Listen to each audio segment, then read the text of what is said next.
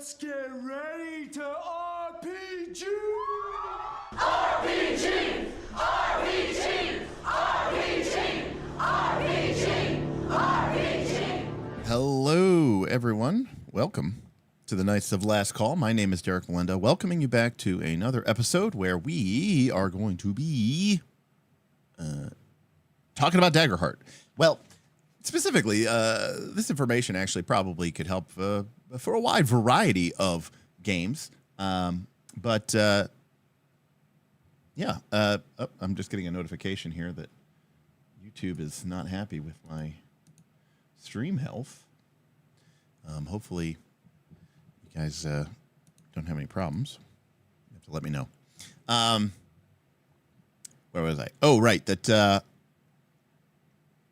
this information should hopefully be helpful for anybody who's running a sort of low prep, no prep type style game, and we'll kind of hopefully get kind of through it. Now, the other thing is, this is a very, as with most things, this is a very complicated topic in that it's simple, but there's a lot of, caveats to it that you could really, dig down deep into. So while I think the underlying principles are fairly straightforward and simple, let's not kid ourselves here. We could talk about this stuff for a very long time.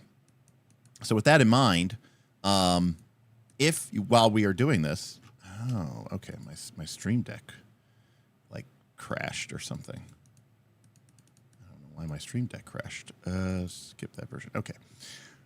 If you do have some questions and you want to throw a super chat or a tip and get your question in, I'm happy to answer that question, specifically as it relates to GMing and GMing for Daggerheart, maybe some of the issues or concerns that you have or that other people have a sort of espoused that might be something that we could talk about. We could certainly go into that element. But one of the things I want to talk about is how I prep and how I plan to prep my upcoming Daggerheart games.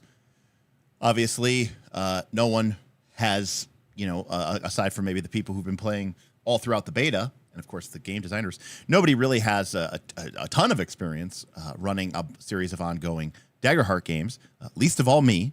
So I will preface this by saying that while a lot of the principles that I'm going to discuss today are sort of time-tested principles that have applied to other narrative focused or fiction forward type games that have sort of a emergent gameplay style endemic to them, be aware that some of this information may change and update, let's say 3 months from now, after I have a dozen or more sessions of running a game under my belt of specific to Daggerheart, because there are some, every game is different, and this game is no different than some of the rest of them, which is to say that there are some unique things that are going to emerge in this game. There's actually a lot of really good design decisions that I'm really excited to see how they pan out in Daggerheart that I think in some cases will make it a lot easier to run than games like Dungeon World and the like. So I'm really interested to go from that. Thank you, Jake. Appreciate that. 3 months, Jacob Online, 3 months with Prime. As a reminder, if you do want to support this channel, you can do that by joining up for our Patreon, throwing us a super chat or a Stream Elements tip. There's a link for that in the description below. Or you can support us for free on Twitch by signing up with Prime. Hello, everybody. How's everyone doing here? George is over at Gen Con, but he's not actually at Gen Con because it's a couple weeks away. But he's there visiting the minor league park, which is right next door to the Gen Con thing. Where are you staying, George? There is no exact number yet. We'll figure out when we say this. I love low prep, I say, looking over at my dungeon I've been building with 60 rooms just on level 1. Yeah, that is not low prep, for sure. So,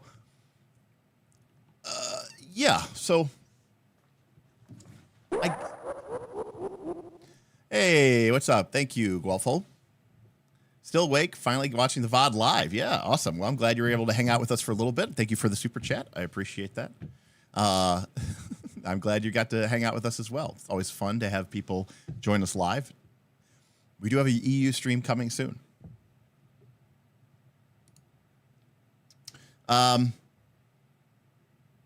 So yeah, if you guys have any specific questions, I'm happy to answer them. However, I want to... Let me get my Excalidraw open. I do want to, otherwise focus on the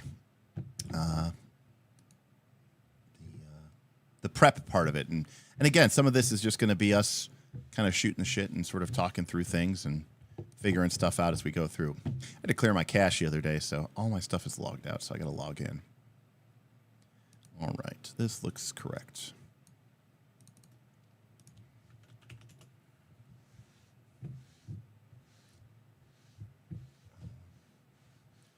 About to start jamming my Pendragon game, and for the first time in my life, I'm dreading low prep, and I have no idea why. Feels like tightrope walking without a net.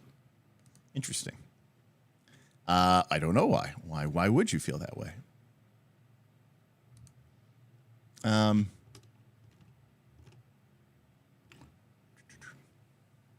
Sick. Thank you, Shane. Hey, you know what? We're in both places, Shane.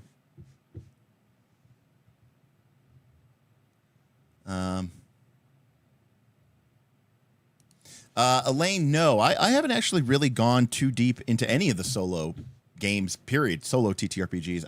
It's not that it's not my thing. It's just, yeah, I guess maybe no. I guess it maybe is just not my thing.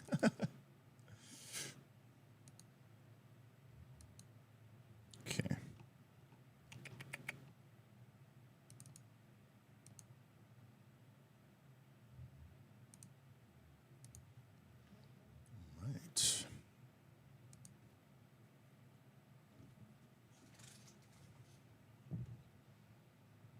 Southern Fire, I'm about to start jamming for the first time ever a Daggerheart campaign this month, and I'm in way over my head. You'll be fine. I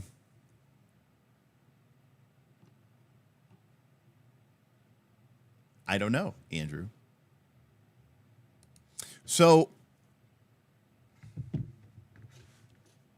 first things. Thank you, Gonzo.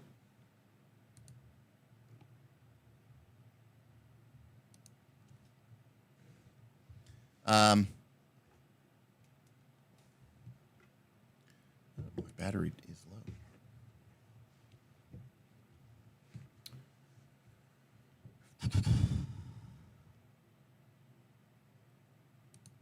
So Zrel says, in my opinion, Daggerheart is going to have the same issue for me as Fab U. I don't want to prep anything other than some points, but the lack of a bestiary in a game with a lot of combat is going to need adversary prep. So, Zrel, I mean, that sort of is a question I guess we could kind of go with here, which is, so when we're talking about a low prep game, oh God, I hate this thing. There we go.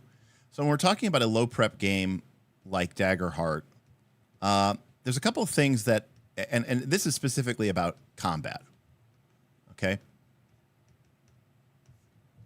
There's a couple of things that I think we have to sort of acknowledge and I think that actually work really well in our advantage.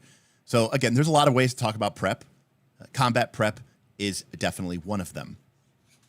It's one that I think a lot of people are going to potentially, I don't know if I want to say struggle with it, but so the first thing is we have a huge advantage in Daggerheart. Okay, so, I'm going to compare this to, to D20 4E or whatever. Daggerheart has a huge advantage over D20 or 4th edition, which is that it's by tier, not level. So what this means is that, now I understand like all of us are thinking about level 1, which means we're thinking about tier 1, which means we're thinking about 1 level. Now, there's actually several reasons why I preferred, or rather I would have wished, that Daggerheart would have been levels 1 through 12. One, because I think levels 1 through 12 would have been fun, awesome, and cool for a game that's 1 through 12. And 12 would have felt very unique. We've had a lot of games that go 1 to 20. We've had a lot of games that go 1 to 10. But But one of the reasons why is because I liked the idea of tier 1 being all the tiers being, for 3 levels. And the reason for that is because you get a lot of value out of preparing a combat encounter, because that combat encounter designed, say, for tier 2 is going to potentially be usable or viable or actionable and completely quote unquote balanced, whatever that means in the context of a fiction forward game, for potentially months. It depends on how fast you level up, but let's say that you are playing weekly and you're leveling up roughly once a month. Then if you make a tier 2 encounter, quote unquote, with tier 2 monsters, then you could use that at level 4 or level 5 or level 6, and it's basically all exactly the same in terms of, quote unquote, the balance and the BP.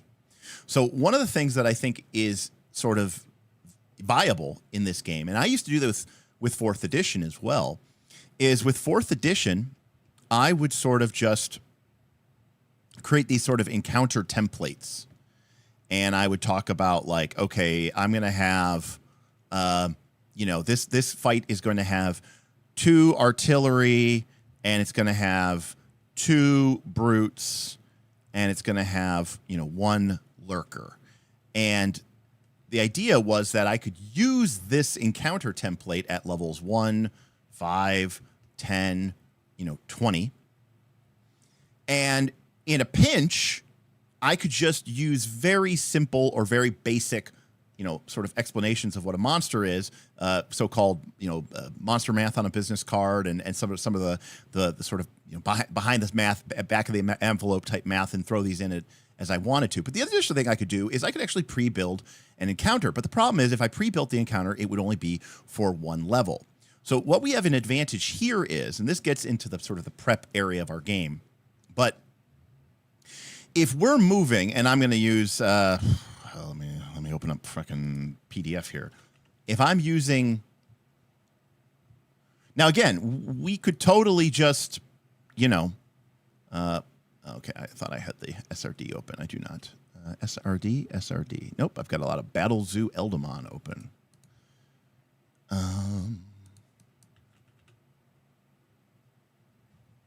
SRD, are you on my computer? No? Maybe? Daggerheart. Here we go. I don't want to show anything illegal.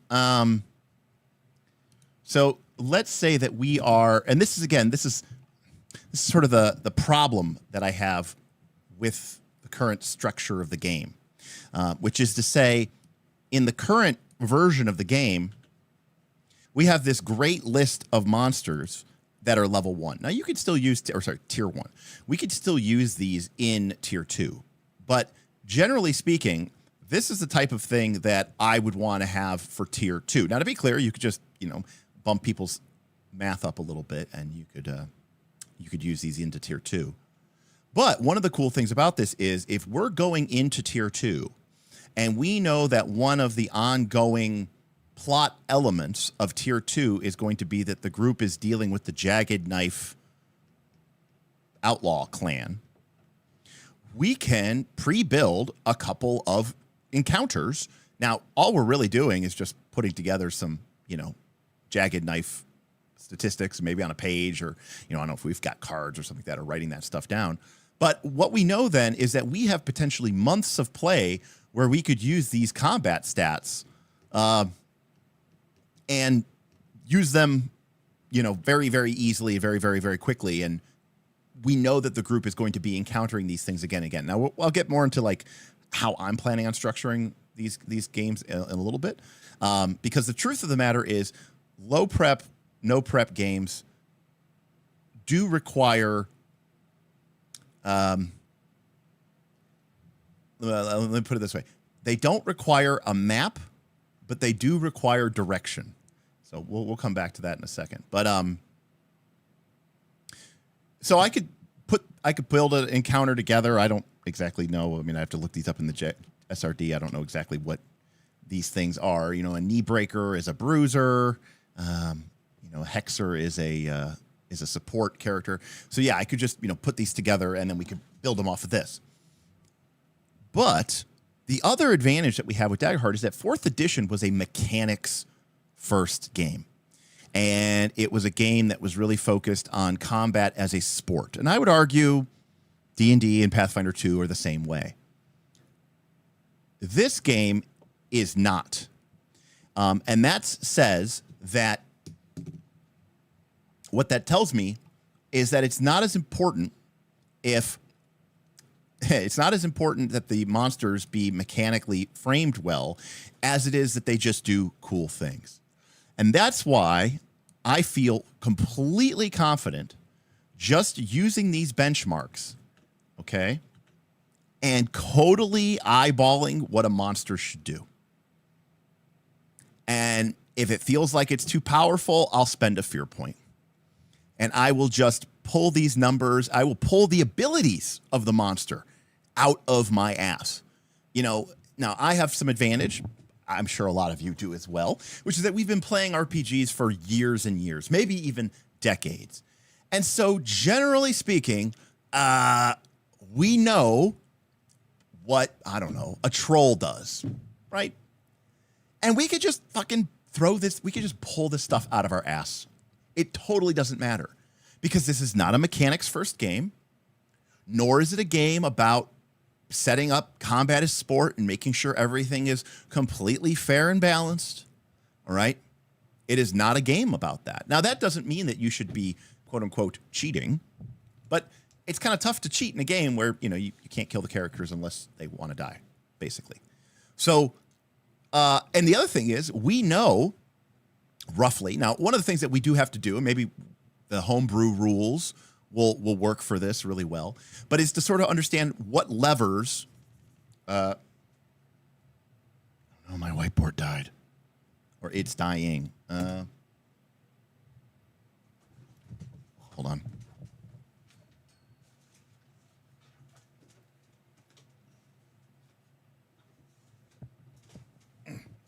Gotta charge it.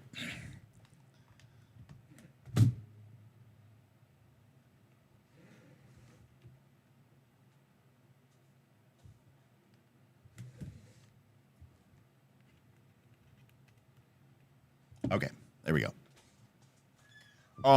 So one of the things that we kind of have a basic understanding of or idea already is what we can operate with. We know we can inflict stress.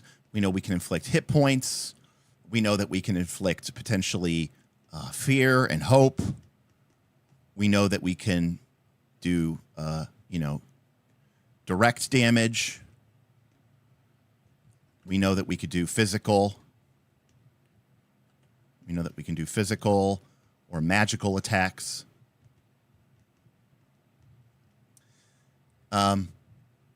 We know that potentially we could interact with the character's armor, right? We know that we can inflict conditions.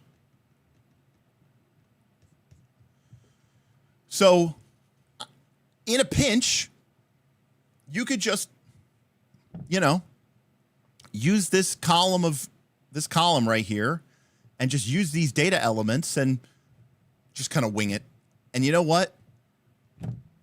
Even if you're wrong and the fight's really, really tough, just Daggerheart, like most PBTA games, has a sort of innate way, and it's not fudging because it's part of the game.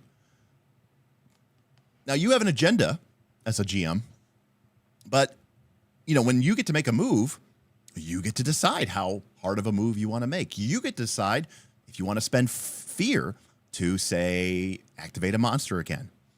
If you choose not to spend your fear and you don't activate a monster over and over and over again, then that fight's going to be, quote unquote, easier. And if you want to make the fight harder, spend a bunch of fear or make really hard and challenging moves. You get to sort of balance this out as you want. And that's because I agree with Pumpkin. It is not a challenge.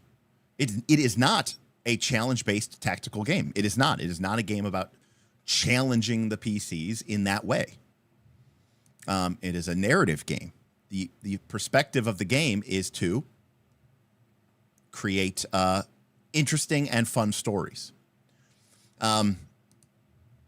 Lastly, and I think this should not be overlooked, is this game is very big on reflavor.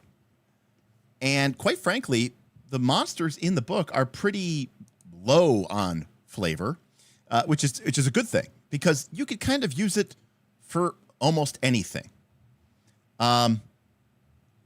So, you know, like this random bandit could be an orc. You know, this minor treant could be a horde of baby lizards. You know, like any of these monsters in the game can basically be whatever you want them to be and be whatever you need them to be. So really at that point, what you should look for is just, hey, I need a leader creature, and just use that creature and just reflavor its abilities. And if while you're playing that creature, you're like, oh, it'd be cool, it makes sense that this creature is an orc, it should totally be able to do this sort of like war cry thing, spend a fear, make it happen. You know? Spend a fear, make it happen. When in doubt, spend a fear, make it happen. So between being able to sort of prep your monsters in advance because of the tier-based structure, which doesn't really apply at tier 1, I know, because tier 1 is only level 1. But once you get to tier 2 or tier 3 or tier 4, where the tier is the sort of balancing point, and you have 3 levels, so, you know, an encounter that you make, quote-unquote, an encounter that you make for level 4 is going to be just as viable at level, 3 as it is going to be at level 2. Or I should say, an encounter you make for level 2, you could use at levels 2, 3, or 4. Secondly, just use the stat block and wing it. And like I said, we've played this game long enough, we have a general idea of what we think or what we want monsters to do. In fact, in the moment, you should be like, oh, it would totally make sense that this creature could do this. Cool. I'll spend a fear if it feels like it's really, really cheaty and really, really broke, right? Really broken. And then lastly, just reskin and reflavor, you know? And your players will probably never know the difference. Most of the time, these monsters, I mean, they're just there to sort of highlight or, give the players an opportunity to sort of highlight what they're struggling with and what they're dealing with. And then, there's honestly, I probably a lot of times will do a combination of the two of these. I might grab a random monster's stat block and use that as a baseline. And then I'm like, okay, the bestiary has an ogre, but I want a troll. So I'll use the ogre stat block, but I want it to like do some sort of regeneration thing, or I want it to do some sort of like scary evil troll vomit attack. And so I'll just wing that and maybe make that into a fear attack and have the troll, vomit bile and acid all over everybody. Or, if you watch my Rise of the Rune Lord episode, right, where I had the trolls that were tearing chunks of their flesh out so that they could hurl them as like living missiles, as long as the group going, yeah, that's good, yeah, or like, oh no, like this is gonna be terrible, then you're doing it right. Hey, Sleepbeard, got Daggerheart next week. Hope to prep a full campaign with key beats, not in betweens, or go light, letting players shape the story. If light, how vital is world building to let the narrative run free? So okay, how to prep a full campaign with key beats, not in-betweens, or go light, letting players shape the story. If light, how vital is world building to let the narrative run free? Not as important as you think, Slatebeard. Number one, I would totally go light. I would definitely draw maps and leave a lot of blanks. And while I think that it's a good idea to have the players be invested in your world so that they can be proactive and they know what they're up against and what they're fighting up against. I don't think you have to like have your world completely filled out or stated out or whatever like that. If that's what you mean by how vital is world building, I still don't think it's that important. I think you can have a lot of success with a very, very lightly detailed and sketched out world, for sure. I don't know if I don't know exactly if that's what your question was, Slatebeard. If you need to, go ahead and ask a follow-up question. What's up, Vids? It's a pity I've got to work in a few hours. I'll have to catch the VOD. Otherwise, enjoy your day. Well, thank you, Vids. I appreciate that, and I hope you enjoy the VOD. When freestyling a monster, any advice on when the ability should use stress versus using fear? Nope. You know, just whatever feels appropriate. Honestly, Force, whatever you think it should be appropriate is probably the right answer. Because my general rule of thumb is if it feels scary and here, I'll tell you this. I literally am just thinking about this now. If it feels scary plus powerful, it should be a fear. If it feels cool but lame if you did it a lot, then it should be stress. Because functionally, stress is like a monster's mana bar. And one of the reasons that we have, you know, the ability to sort of, I have some theories about this. This is a tangent, as we are known to do here. But basically, they like, okay, so you've got a monster, right? And the monster has some, you know, cool ability A, which costs stress, and then maybe even has a cool ability, you know, B, which costs stress. Okay. When that monster, now in a normal RPG game, right, maybe the monster has a spell list, or it has a bunch of abilities that can use once per day or once per fight, or they're on a cooldown. The problem is, remember, monsters are disposable. And so the problem with a monster is once the monster has used up all of its cool abilities, the monster is now lame, okay? Because in Pathfinder 2 terms, now all it can do is strike, okay? So what Daggerheart does for us, which is really, really convenient, is that when a monster, if we think of stress as sort of the mana bar, once the monster's stress is maxed out, aka the creature is maximum stressed, we have two options. One, we have a really good excuse, so we have a good excuse to just have it run away, right? We could think of having max stress, aka our creature becomes vulnerable, as being sort of an equivalent to my morale has broken. Now, maybe my stress is maxed because the party has inflicted a lot of stress on me through terrifying psychological warfare.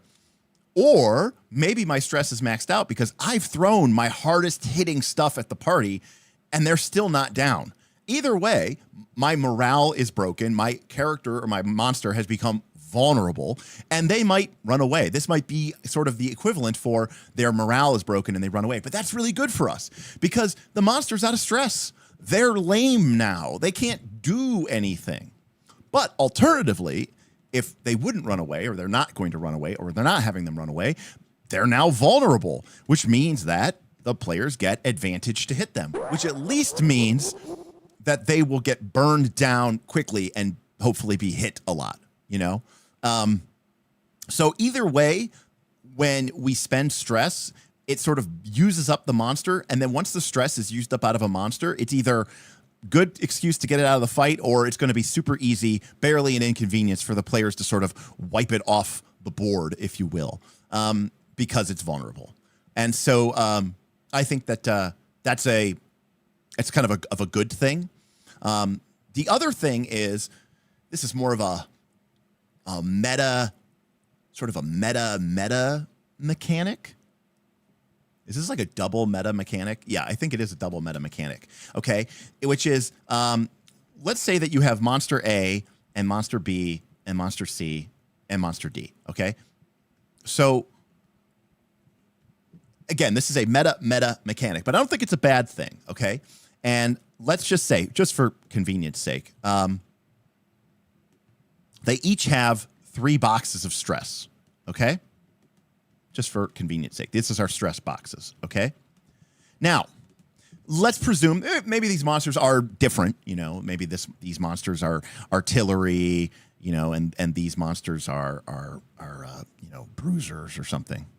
They're different, but They all have 3 stress for our purposes. Now, we activate a monster, okay?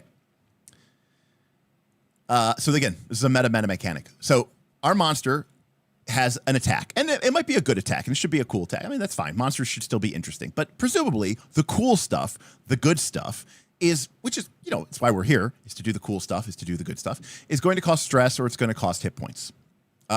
Cost stress or cost fear.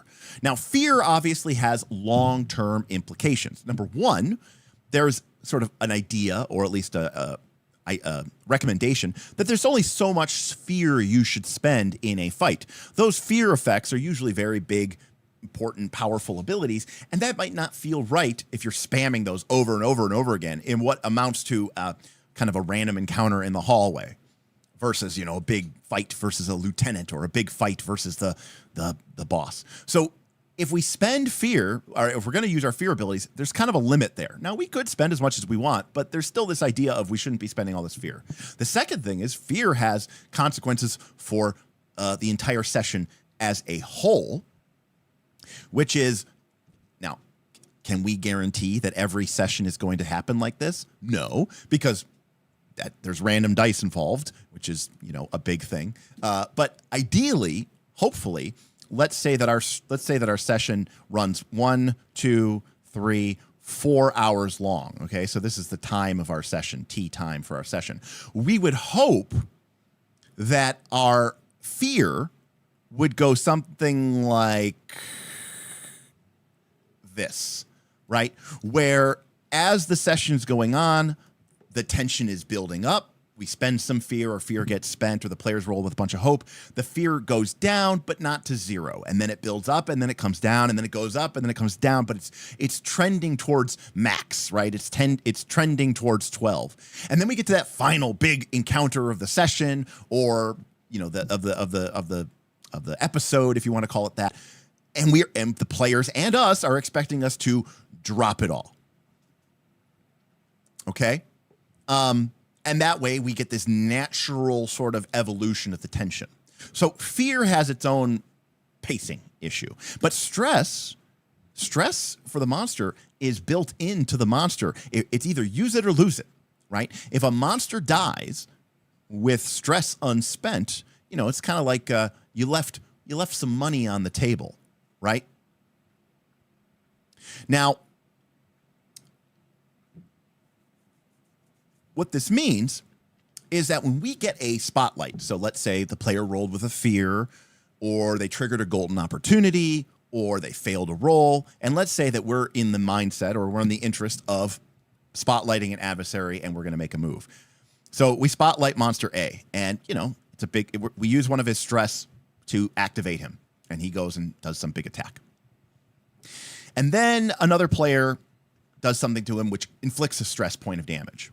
So we get another opportunity from a flash, or from a fear spend, or maybe from a fear roll, or a golden opportunity, and we activate Monster A again, and we use his stress.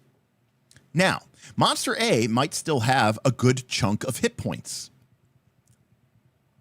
but from a meta mechanic, from a meta point of view, okay, as the GM, I don't really want to waste my activations on this monster anymore, right? If I get another opportunity to do a monster spotlight, right, don't you think I'm going to want to spotlight monsters B, C, or D? Because they've got stress to spend, right? Monster A, I mean, he had his cool moment. He did his cool 2 big things. And quite frankly, he can't do those things anymore. If I spotlight Monster A, he's just going to swing his club or whatever. It's going to be like a basic attack. It's kind of boring.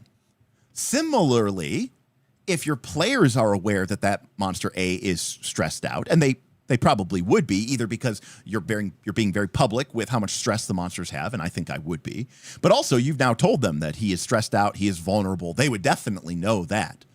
Well, now there's bigger fish to fry, right? They want to burn down monsters B or C or D because those monsters still have stress, which means those monsters are sort of, quote unquote, a bigger threat. Now, this isn't always going to apply. Maybe Monster A is still individually a big threat because of the nature of its mechanics. But the long and the short of it is, as a GM, I don't really want to activate Monster A anymore. And my players don't really want to attack Monster A anymore because he's done what he came here to do, which is why, as I said, when a monster is maxed out on its stress, depending on what, now, of course, we enter into a fictional problem, right? Which is, now, for psych, absolutely. I'm not saying you can't or that you shouldn't, okay? And in fact, one could argue that this is another way as a GM that we have this ability to, within the rules of the game, on the fly, sort of fudge. But it's not fudging because you're operating within the rules of the game. If I want to sort of highlight that the monsters are demoralized and beaten down, I might activate monster A again and have it just do a normal basic attack when I could have activated monster D or monster C and done a stress attack. The reason why is because I want to showcase with the players being awesome, but also because maybe I want it to be a little bit easier. And by using monster A's basic attack, I really highlight to the players how cool they are, but I also kind of take it easy on them.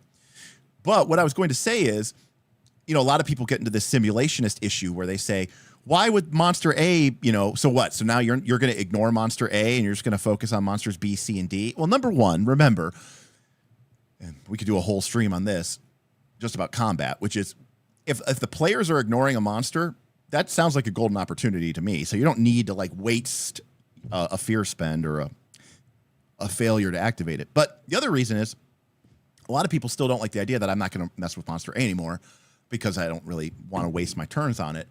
Okay, cool. Just have it run away or have it flee or have it surrender or have it, I don't know, dissolve into nothingness or any number of things that you could have it do.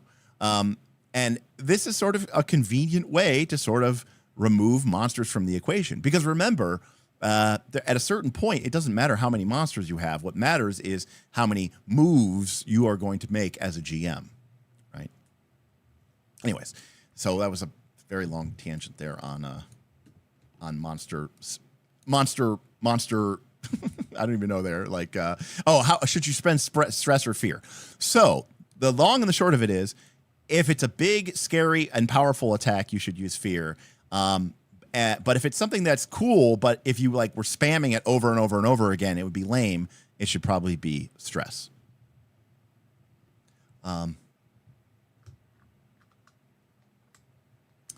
So a lot of chat here. Oh, hey, there we go. Slatebeard. Well, mostly is it a good idea, for instance, to have an idea how city town X is laid out and what it has in it so that when the narrative goes somewhere unexpected, I have some idea of what's there? I would say, Slatebeard, no. I don't think it's necessarily a good idea. Mostly because, now, to be clear, I don't think it's a terrible idea to say, hey, there's this city here and it's known for its magical traditions. That might be as much as I lay out. And the reason is because I'm going to allow and I'm going to expect for my players to fill in most of the detail about that city and what they're going to do when they get there and how they're going to interact with it.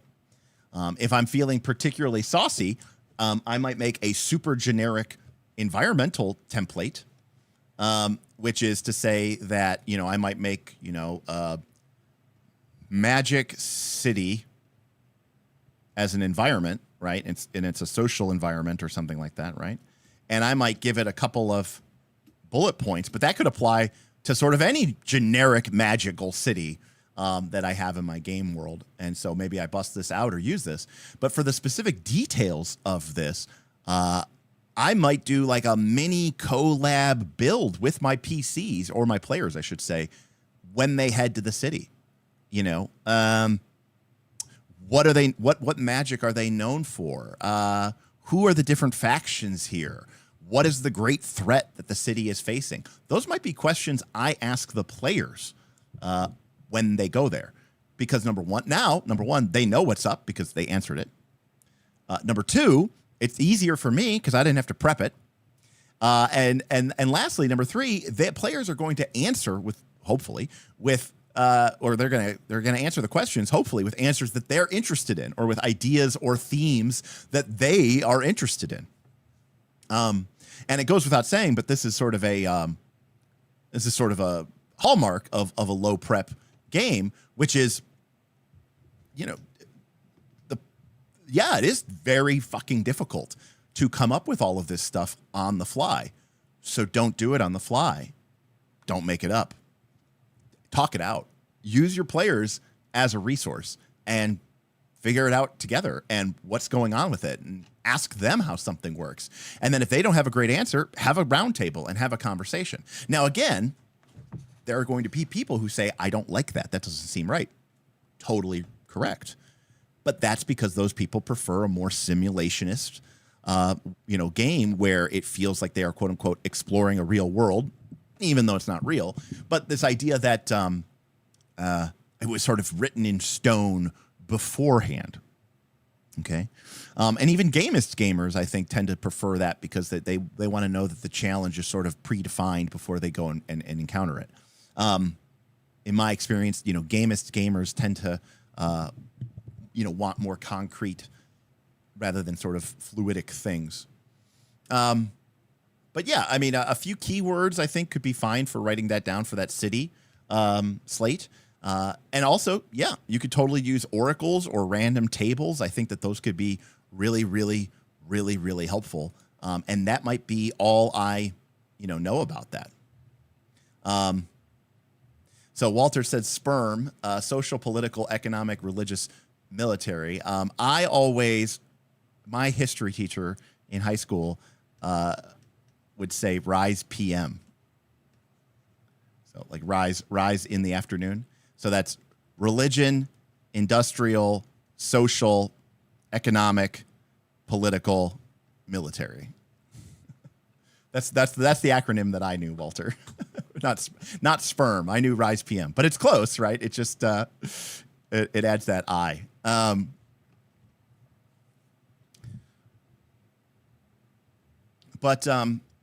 Painting the scene idea from Jason Cordova is cool, but I think we can even go more, detailed than that, which is to say that, we can really sort of build out the structures and the factions of them, like as we're going into that situation. Okay, that's kind of cool. Yeah, by the way, this Rise PM was from my AP Euro history, so that's the same person. My teacher that introduced me to this was AP European history. Political, economic, religious, social, intellectual, artistic. Okay, interesting. I guess there's a lot of different ways that you can make these things. It's all close enough. So, now that we sort of discussed combat a little bit, what would be... Thank you, Michael. I will need to watch later, but I wanted to support this topic. Very helpful for those of us with limited fiction first GMing. Well, remember, Michael, there is a difference, I believe. Narrative is not the same thing as fiction first, believe it or not. The two things there are not necessarily the same thing. Narrative games are ones where the mechanics and structure of the game are designed to create what I'll call media-like experience, typically indicated by, structure, 5-act structure, 3-act structure, rising action, falling action, protagonist, yada, yada. Fiction first is simply a way of saying that whatever makes sense should take priority over the mechanics. So, and there might even be, in most cases, there is always tension between these, just like there's tension between, exactly. What makes sense versus what makes a good story. Yes, that's exactly right. OE. So, my general advice, and this is what I'm going to be potentially doing here, is, so some of this is taken from newer games that I think have a really, really cool idea, which is this. If I'm running a Daggerheart campaign, here's how I'm thinking of it, okay? Tier 1. This is the mini-series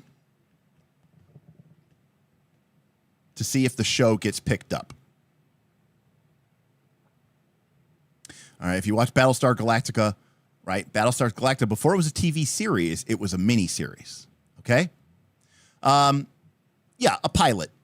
But I say mini series because it might be more than just, it's more of like an extended pilot, right? One of those pilot movies, So yeah, mini series, it's the pilot. Okay? Then tier 2 is season 1. Tier 3 is season 2.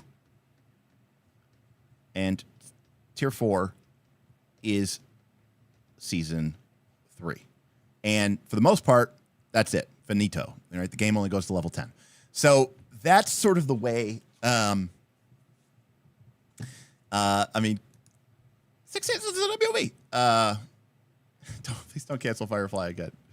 So this is the way that I would view Daggerheart as sort of a structure. And we can kind of talk about this because, again, my idea, by the way, for season 1 and season 2 and season 3 is not that I'm going to write out or plot, what's going to happen and all this other stuff. But we'll get to this in a second. Instead, I tend to base my prep based off of questions and unanswered questions and new questions, but we'll get to that in a second. Now, this is my idea, or this is how I would structure for tier 1. So for the mini series or the pilot, and the reason why I say mini series and pilot is because what I like to do, and what I think I'm going to do going forward for most of my games, is I am going to use the Avatar Legends episode 1 system. I don't actually know what they call it in the game, okay? Because I think that this is this is for a narrative style game. Let me be very clear about this. Okay? So again, when I say episode 1, I mean, this is why I said it's not just a single pilot, but instead it's like a mini series. Maybe it's like a 3-part mini series, right? Or a 3-part pilot that kicks off your show. Okay? This episode 1, okay, is not played.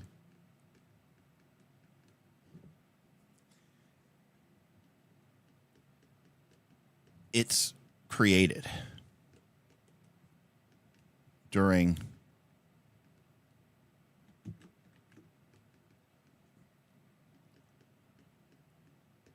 session 0. So I'll explain this a little bit for people who don't know what this system is or what this system is about.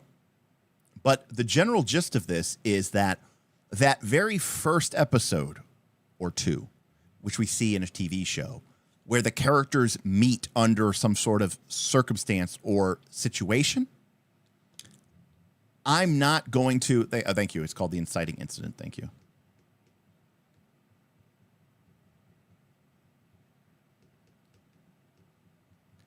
We aren't going to play this out. Instead, we are going to describe it while we're sitting together.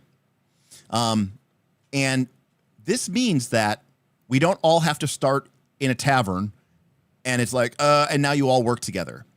Instead, because we're just sitting around telling a story, it's possible that the campaign starts with 2 best friends, right? 2 players who have decided their characters are best friends. And again, we're all just sitting around talking. And they get involved in some shenanigans, which escalates, that leads to some additional shenanigans. And then your PC, the third PC, doesn't really join them, okay, until we're, 1 or 2 or 3 hours for into the first, campaign or mission. But of course, in real life, nobody wants to sit around there and be like, okay, you're in the campaign, but you don't get to come in till like session number 2. Like, that's pretty lame, right?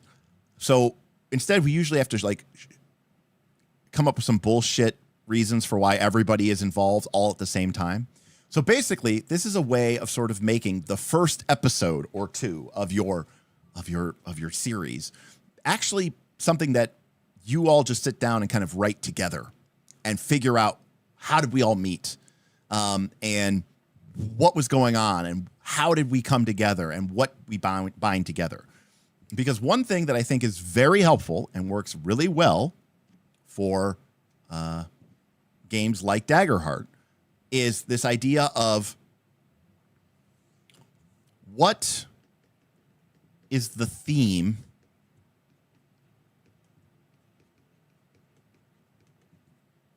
of our campaign. And, you know, in a Fabula Ultima sense, I'm talking about like a one-word, answer here. Is it love? Is it revenge? It could be more complicated than one word. But, something very primal, something very elemental. Is it justice? Is it retribution? Is it, et cetera, peace? Because as a group, we are going to be trying to tell that story, and we are going to see how that theme is expressed through the actions, the motivations, and the growth or fall of the player characters. Because each player character is going to approach and interact with this theme slightly differently. Okay? Stupid bug is flying around my head. Now, when you sit down to sort of make your campaign, one of the things that you should be asking about is like, well, what are the themes of our campaign? What do we want to sort of interact with and deal with? What are the core questions? Okay. What questions do we want to answer?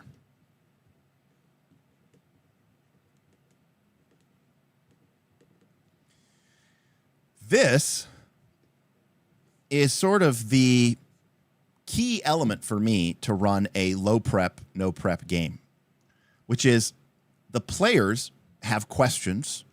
I have questions. And rather than having an answer, I just think about how do we get this question posed into the group? So, for example, if you watched our root game in Powered by the Apocalypse, using a root system, some of my questions were things like, I might go, I've used this example before, but it's like, what's more important to Bob, right? The mission or family? Now, I don't know what the answer is, and I don't kind of care. I mean, I do care. I want to know what the answer is, but I don't have any bet or money on either side of the bet. I'm legitimately just like, I want to find out how this is going to come out. I'm setting up a question, and then I'm letting the play sort of resolve it or activate it. That was me as the GM being legitimately curious, okay? Because the truth of the matter is, okay, as a GM in low prep and no prep games, I'm kind of selfish.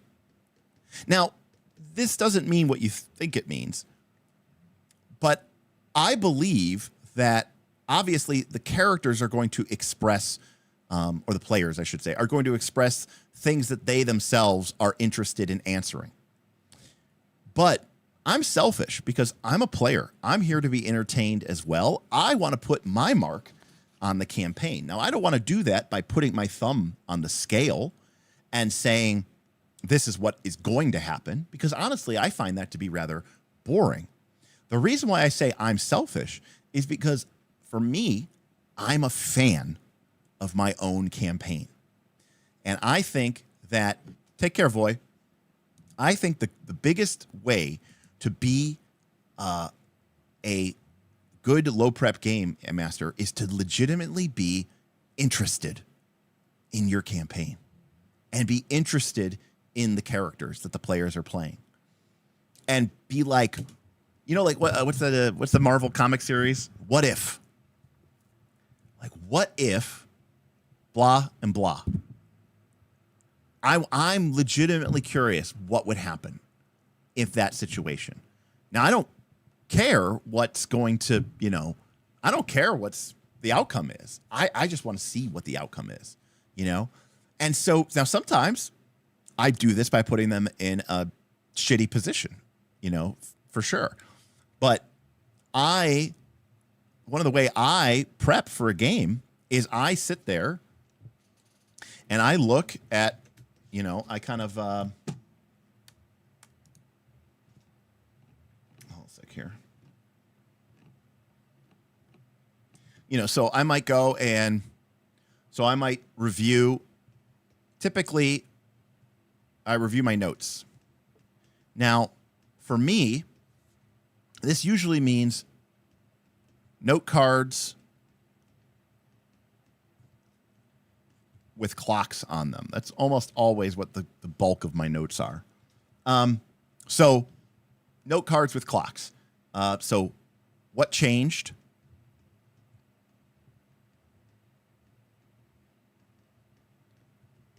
Did any NPCs,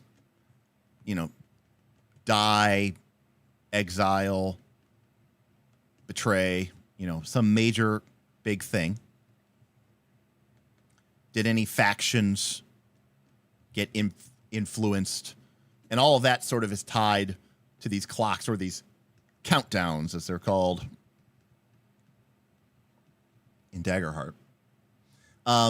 So what changed? What was basically what happened last session? And one of the things that South Park used to say is that the key to writing good stories. Now, remember, we're not writing stories, but what we are doing is presenting situations that could lead to stories.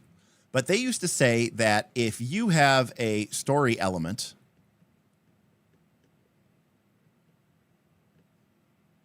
and Slatebeard actually got me, and then you have your next story element, you should never use and then. This is terrible. Instead, what you should use is either therefore or but. And so basically the way it is like the players' last sessions did this thing, right? Each of the story elements for our purposes might as well be sessions,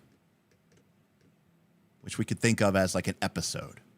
And we're getting ready for this new session, which is, inchoate. It's to be made, right? It's ephemeral. Well, the players did whatever happened in this stress session. So, therefore, these NPCs, these factions, right, happen.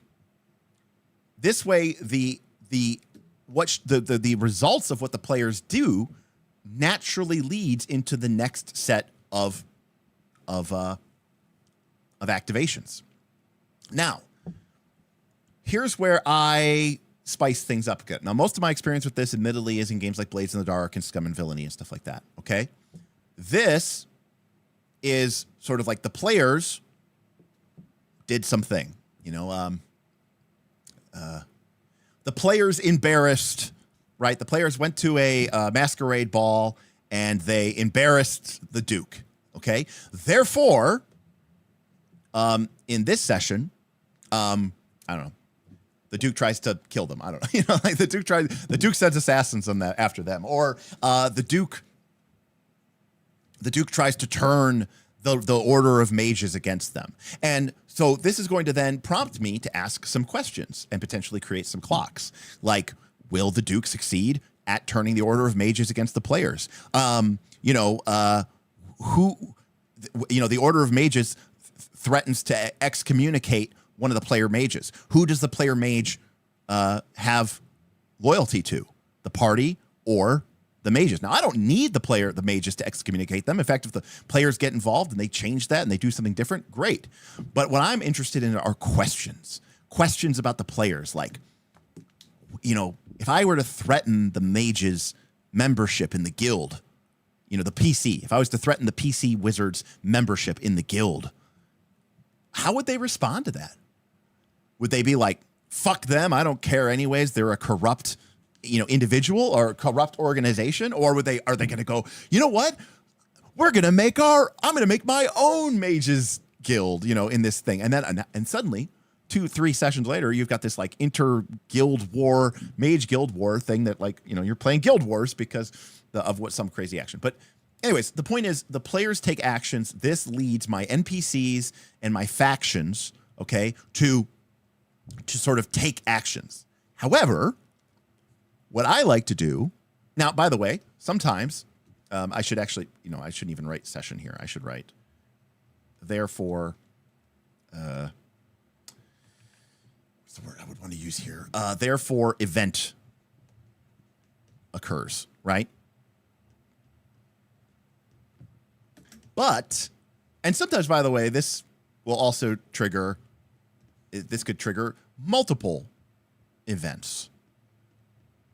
And how many of these events trigger off of one event this is an indication of how complex or complicated you want your campaign to be. And your mileage may vary, but I would highly suggest, if you can, to use what I would call the three-part system. This is what I do for almost all my Blades in the Dark games, okay?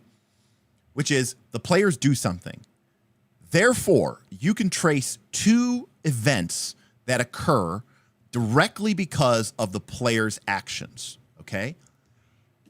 And then, but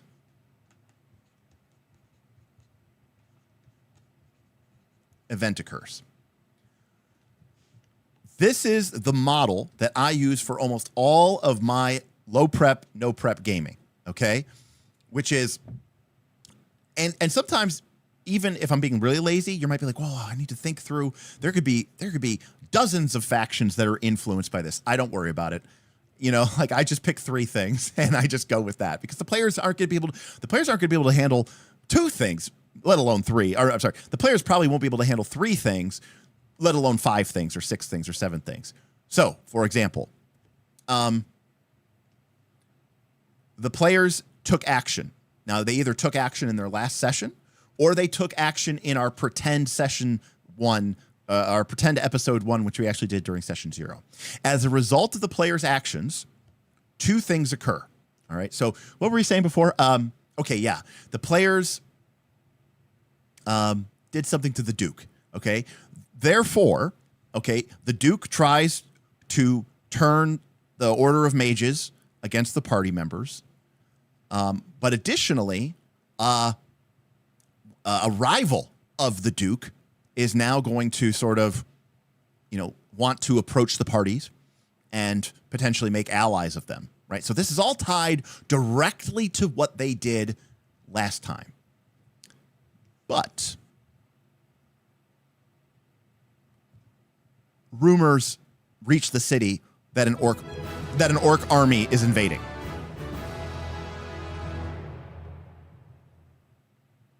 Gundiselv tipped $5. Great DH content, but I expect the same amount of coverage when DW2 comes out.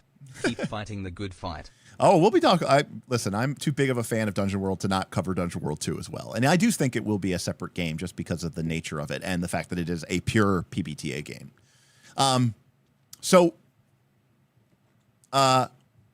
The third the third event occurs as a sort of a counterpoint or a contrast to what the players were doing.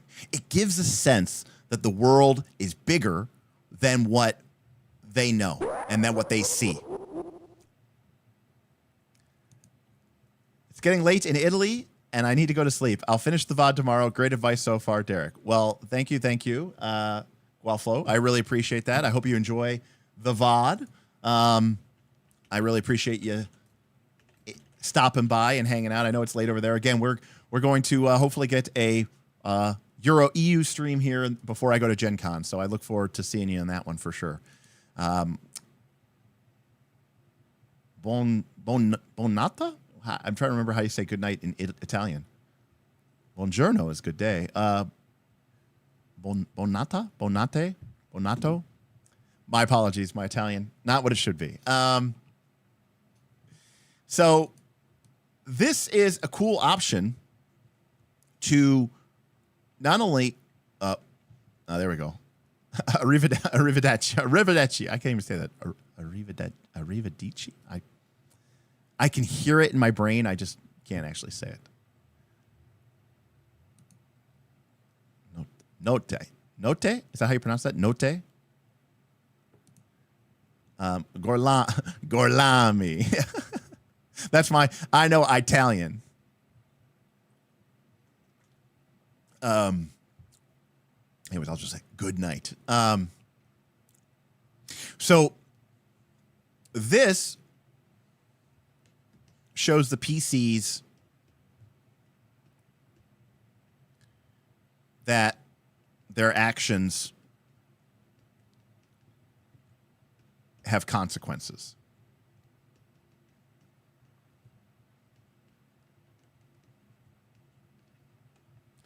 This shows the PCs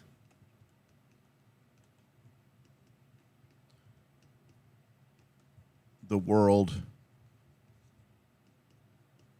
is big. Okay? So what I like to do is set up this situation where the players basically are always sort of, getting these new plot threads introduced into the ongoing campaign that they then constantly have to sort of potentially ignore or deal with. Because I should point out, by the way, that one of these events that occurs there because of what the players did could be because what the players didn't do. So, for example, let's say this was session 3. Well, now all of this is prepping for session 4.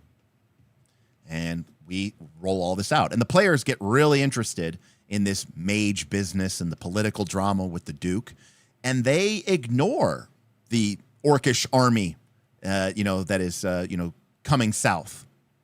So when we go to do prep for session 5, one of the therefores might be because the players didn't do anything about the orcs. Therefore, the orcs begin laying siege to the city. Or therefore, the orcs sack a nearby village. Or therefore, the orcs come forward and demand a representation in the Council of Mage. The point is that the players' choices or lack of choices are going to be shown as direct consequences to the game. However, there is always going to be an opportunity for you as the GM to introduce new confounding things. And this way you keep the game from being really stagnant, because the cool thing about this is maybe you've been on this train for a while. And this is the real cool thing about the being emergent and being not caring. Right? Session 1 started off right with the players. One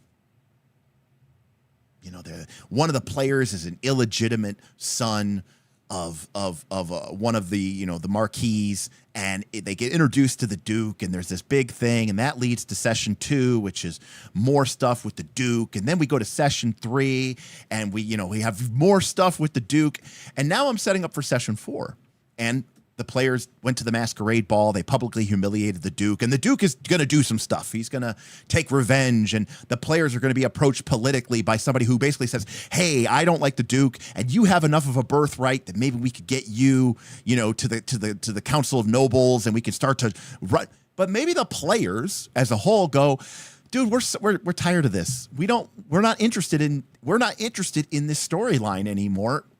It's cool. We're good. We're not interested." So this gives the players the ability to sort of, take a hard left and go into a new direction. One of the problems that my players have always had back in the day when we would play adventure paths, and we certainly played some adventure paths throughout the life of my life history. But this is also true even when they weren't adventure paths. Sometimes just a mega dungeon. is the players go, look, we like the mega dungeon. We like this adventure path, and we've been having fun with it. But you know what? We're good with this. You know, we've been doing this for a while, and we want to keep playing the campaign. We're tired of the Duke. We're tired of the political drama and the intrigue. You know, my mage just picked up Fireball. I kind of want to go kill orcs. You know, like, and this is cool because this gives the players the opportunity to sort of go in another direction. Now, that's not to say that the players couldn't go in a completely different, proactive direction. In fact, that would be awesome. That being said, I think that a good policy to end with these things is that if the players want to sort of go in their own direction, this should be something that they are communicating before the session, or even ideally at the end of a session. Kind of a side note, but about low prep, no prep games. There, in my experience, there's sort of a play pattern in a lot of games, but certainly in narrative games, which is, you know, you have sort of an action scene, and then that action scene usually leads to a quiet scene, and that quiet scene usually leads to some sort of exploration or decision-making scene. And then that leads to a new action scene. This is kind of a general play pattern of the games. And in fact, in Blades in the Dark, you would say, you know, this is your score scene, this is your downtime, and this is your free play. There is a tendency, I'm guilty of it too, there is a tendency to end your sessions here. You have the big fight, and the session ends because, you know, maybe you were going late, and everybody's like, we'll stick around because we want to finish the cool big fight, and you end on the big exciting fight. This is very, very, very common. Now, this works really well, and we can be excused for doing this often. This works really well in linear railroad adventure paths because we already know where the players are going next time. Of course we know, because there's only one place they can go, to the next part of the adventure. And it's very, you know, it's very exciting and it's very cool to do that. What I suggest, so Todd, actually, I don't even suggest this. What I suggest you have is that you end the scene, or you end the session. You end the session here. Okay? You end the session after the players do some exploration or do some decision making and sort of come to and this is what we're going to do next. And then the GM says, and we'll pick up on that next time, right? Because then they can prepare for where, if the players, especially if the players want to be proactive, they can really prepare for what the players are going to do next, right? So, and I think that is way more, you know, you have to be mindful of the fact that the GM can't just, I mean, you know, yes, the GM, someone like me maybe could completely pull something, an entire session out of their ass. But even for me, that session isn't going to be as good as it would be if I spent 30 minutes or an hour, right, thinking about my clocks and my factions and my fronts and what is happening and where is it going and where, you know, where is the campaign going? What are the themes and the questions that we want to answer throughout the course of this campaign? Because again, one of the things that I've talked about before is that all of this stuff here is done under the context of what is this season's question. What's the big question that this season is trying to ask and answer? And then separately, you know, what is each NPCs question. So if you have a couple of PCs, you're going to have three or four PCs, you're going to have 3 or 4 core questions. You're going to have this season's big question, and that is going to drive the entire tier of your arc. You are going to be creating events as a means to getting to resolving these questions about which you and the players have sort of decided, this is what I want to answer through the course of play. And this is a very different way or style of approaching the game. Now, Chris, remember the key here is we haven't decided what the answers are. We just know what, we want to know what the questions are going to be. Now, there might be players go, I don't want to have a question. I just want to be a real person and respond to everything. That's totally great. That is a very simulationist type game. And I think a narrative game isn't as well suited for that style of play. I think you have to be sort of invested in the idea of your character's arc. You may not know where that arc ends up, but every character has an arc, right? So if we look at Tony Stark, Iron Man, right? The arc of Tony Stark's character is he went from being a selfish, war profiteer, okay? And very famously, in the first Avengers movie, right? Captain America kind of puts Tony Stark down and says, you're not the guy to lay down on the wire and take one for the team, right? You're not going to be the one who's willing to sacrifice yourself to save everybody else. Now, that's not a question that we need to know about Captain America. We saw the Captain America movie. Hell, he wasn't even Captain America yet. He was just some scrawny kid in basic, and he literally jumped on a grenade, thought that it was real. So we already know that Captain America would jump on a grenade and kill and die if it meant saving everybody. But would Tony Stark do that? I don't know. And so we watch Tony Stark because we want to see how he changes, and ultimately we're looking for the resolution to that question. And we do get that question, which is, at the end of Endgame, we see what happens. Meanwhile, Captain America, that question's not interesting. We already know the answer to it. The question with Captain America is Captain America ever going to put himself first? Right? Is Captain America ever going to be selfish? Is Captain America ever going to put the shield down? Is Captain America ever going to stop fighting and, get a little bit of that life that Tony was talking about doing? And the answer in the end was yes, he did. So we got to see how those characters went through those arcs through the 4 or 5 Avengers films, and of course the smaller films. But that's why we're invested in those characters. It's because we don't know what the answer is going to be, but we're interested in finding out. So one of the cool things that we can do with this tier-based approach, which I think is ideal for low prep and no prep games, is to really think about these things in terms of seasons. Because there's a very strong motive tendency for us players is there's going to be one campaign, there's going to be one main villain, and they are going to dominate the entire 10 levels of the game, and and everything's going to be clock ticking for the entire time of the game. That's not how I would run Daggerheart. Instead, I would have, obviously the tier 1's a little bit of a different thing because it's just one level. It kind of, in my experience, tier 1 should, by the time you're done with your first level, the players had a minor problem and it's mostly been resolved. Most of the outstanding issues,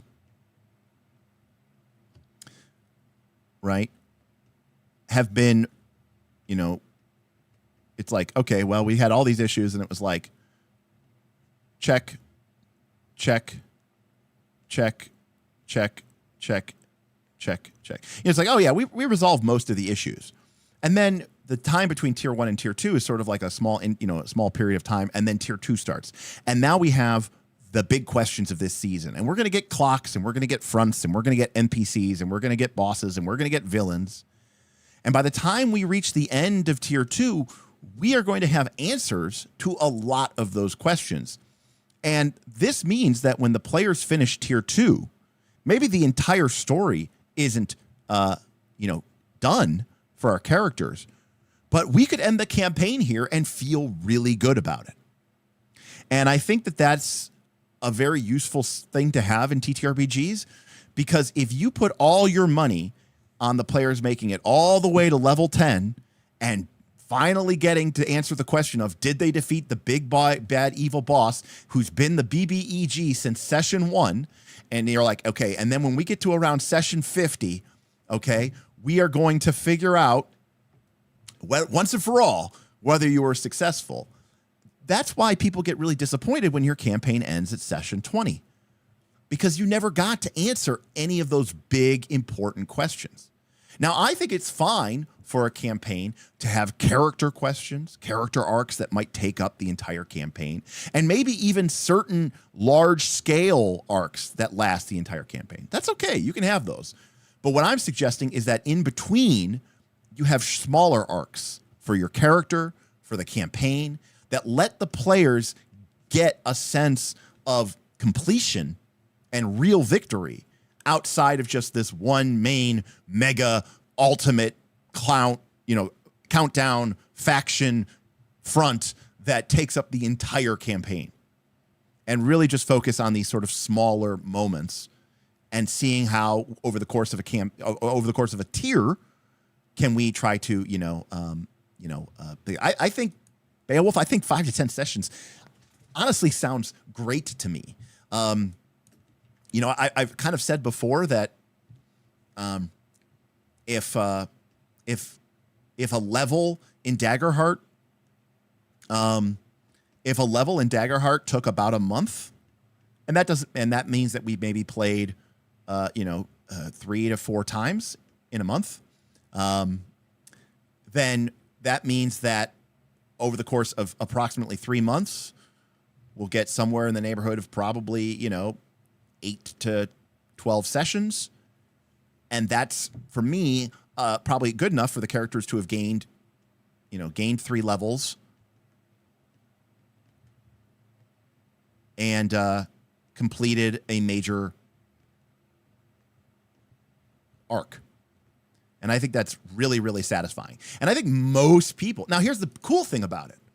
Okay, there's a lot of people who I've polled my patrons, and I've done a lot of people. And I've seen a lot of people who have said, there's this idea of you have literally the one shot, right? You have the one shot. You have what we call sort of the multi-shot, right? Where you have 2 or 3 sessions. And then we have what we call sort of a mini campaign, which is 8 to 12. And then most people say that a good sized campaign is 15 to 30 sessions. And then anything that's 40 plus is a major campaign, up into some, 100 plus, which is for most people just out of the realm of the possibilities. And a lot of people have said this is a really good number. But I will admit there are times and places where I'm enjoying a game and I'm enjoying a character that 8 to 12 doesn't feel like it's enough. What Daggerheart is going to give you the ability to do, especially if you structure it like this, is your players are going to come in, you're going to get to play, let's say you're level 2, and then you're going to go to level 3, and then you're going to go to level 4, and then you're going to go to level 5. And that's going to be the end of tier 2, and you will have told a complete story. Now, there might still be some who's the real villain in the background, but for all intents and purposes, you have won the day. The threat has gone down. The victory has been complete in total. And you could stop here and nobody would be disappointed about it. Or you could say, hey, let's do another arc of play. Let's do another tier. Let's do another season. And we'll change it up a little bit. Now, somebody mentioned something. I'm sorry, I missed your quote about an extended downtime montage. I think that's a fantastic idea, potentially allowing for some significant, potentially rebuilds of your character. And I think this is a situation where, because a lot of times in adventure paths, certainly Pathfinder adventure paths, right? The tension from level 1 all the way to level 20 is just building up, right? The tension's just rising and rising and rising, right? Because the Rune Lords are getting closer. The Rune Lords are getting closer. And the tension has to keep being ratcheted up, ratchet up. And the players never feel like they get a chance to catch their fucking break, catch their breath. What I'm suggesting from a Daggerheart point of view is we've got tier 1 here. We've got 2, 3, 4. That's our tier 2. We've got 5, 6, 7. And we've got 8, 9, 10. This is our tier 3. And this is tier 4. I'm suggesting that tier 1 kind of be like this, like, and the players have won. And there's it's a legitimate low point in the tension. But then, the new season starts. A new threat emerges. The threat escalates. It's Empire Strikes Back. The party gets to the rise of the Return of the Jedi, and they win. And it's not just like you win, but you find out that an even greater evil is just waiting for you in the next adventure, and you need to get started on that tomorrow. No, it's a fucking victory. The tension drops down, like majorly. Maybe not to literal 0, but long enough that if the party ends up taking 1 to 2 years of off time, it doesn't feel weird or broken or mistaken. And then the next season starts and the tension rises again, maybe even faster and higher, and then plummets. And then season 10 and goes like this. So you get this, you get real victory and real drops in tension. One of the biggest problems I have with most adventure paths in most of these games is they're like, the players don't have it doesn't even make sense that the players would ever have time to take even a day off. You're like, the world is fucking ending. Some dark god or some Rune Lord is literally around, according to the adventure, is going to get resurrected any day now, right? And you're like, how am I supposed to take downtime? How am I supposed to not just be racing from adventure to adventure to adventure? And you end up with these 20 level campaigns that take place over the course of 3 months. And it just feels so weird and crazy.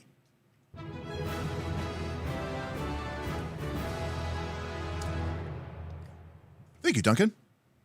Duncan DT tipped $5. This is a lot of good emergent gaming advice.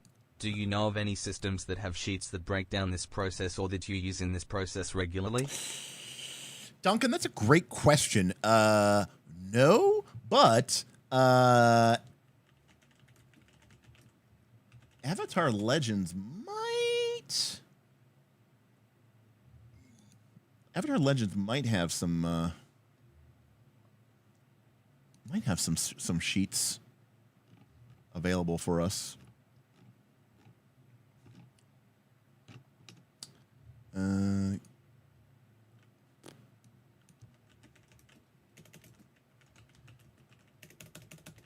just don't know where they would be or how we would download them.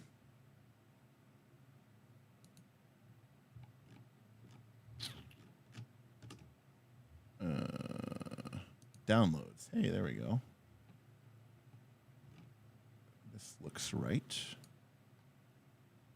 You have to add them to your cart. Oh, it's $0. Oh, maybe I already own it. Never mind. Hold on a sec. Loading, please. I actually don't know the answer to this, so we'll find out together. Thank you, Duncan. Only because Duncan was so nice to printable play materials. Here we go.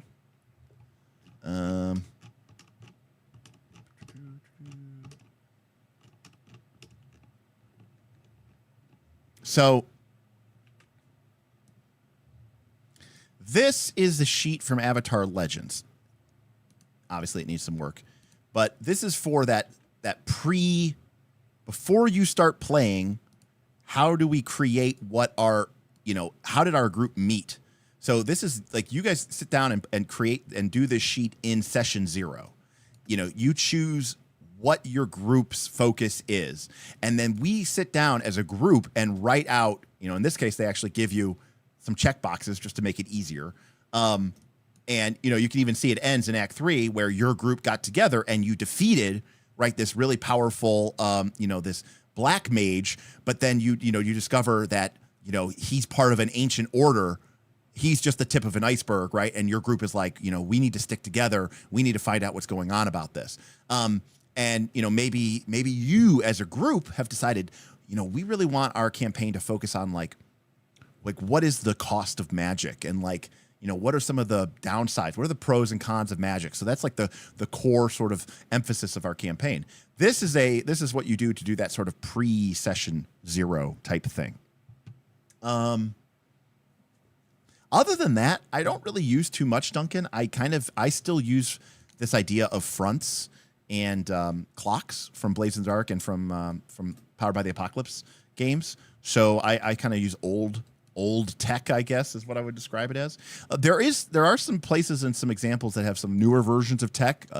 Grim Wild has its tracks, which is basically a front plus a clock combined, which is kind of what I use anyways, which I think is pretty cool. But yeah. So maybe this could kind of give you an idea to like how you would sort of start that process and how you would sort of, build that up. But then outside of that, from like the individual games, no, not that I'm aware of. This is just sort of stuff like a policy that I do. I don't know. If I was good at like graphics design and stuff like that, I would maybe like design like a sheet for you guys, but I suck at that stuff. So, although I do need to get better. Jacob Online. So when my group played 4th edition D&D, right, heroic tier is levels 1 to 10. Paragon tier is levels 11 to 20. And epic tier is 21 to 30. And as you suggested, between heroic and Paragon tier, it was like 2 to 3 years. And between Paragon and epic tier, it was literally like 15 plus years. Like when the campaign started, Smith's character, William, was like a young man, 19, who like, was, just starting out on the adventure, and kind of like bright eyed and, very young and, just a young whippersnapper. And then by the time Paragon started, he was like 25. And then by the time Epic started, he was pushing 50. He was kind of an older man. He had, gray beard and he was the king. He had a wife, he had kids, and stuff like that. So we kind of use that model, basically the 3-tier model, but from 4th edition where you have heroic, Paragon, and epic.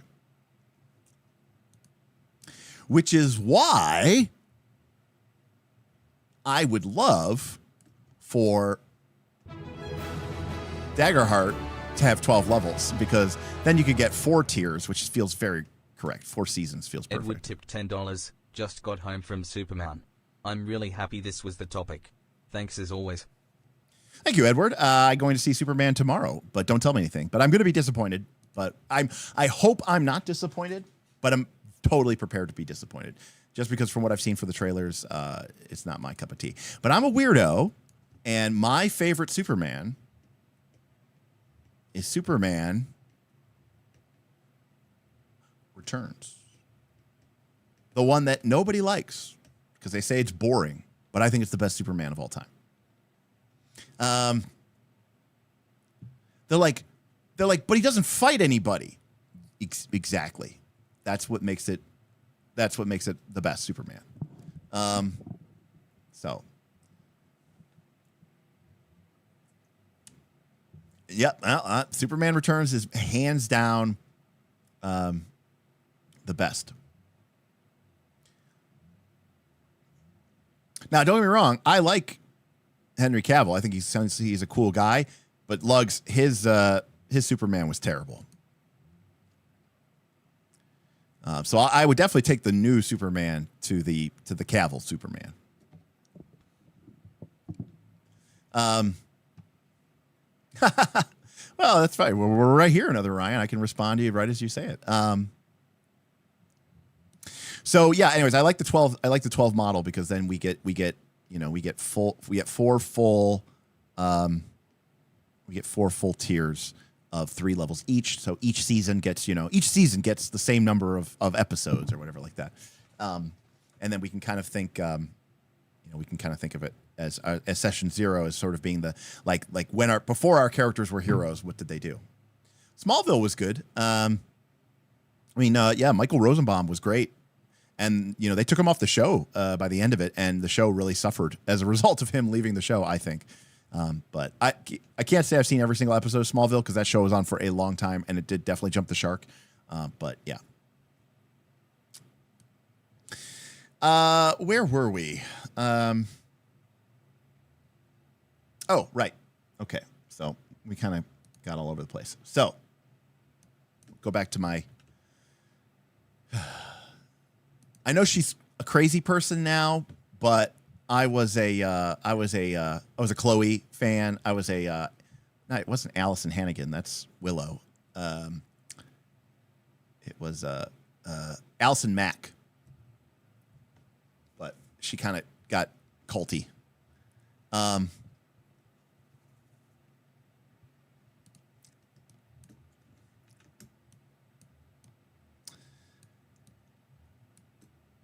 But okay, so yeah, it was a whole sex cult thing. It was crazy.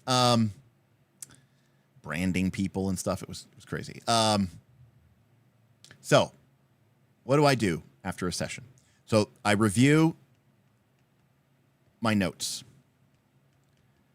That's, for me, that's really focused on clocks, key NPCs. You know, did they die or did they get fucked up or something like that? Key factions.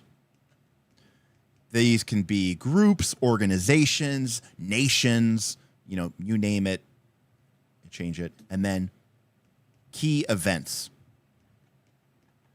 You know, did the players unlock the 7th seal that's going to release a demon, you know, or, you know, did they choose to taint the waters of eternity, right? So clocks, NPCs, factions, and events. And to be fair, there's somewhat of a symbiotic relationship, you know, to some of these things. But in particular, I'm basically looking at my clocks and saying, like, hey, are any of my clocks or any of my fronts, did any of them come to pass? Did any of, or are any of them getting close to a passing? Do I want to highlight what Dungeon World would call a grim portent of them passing, right?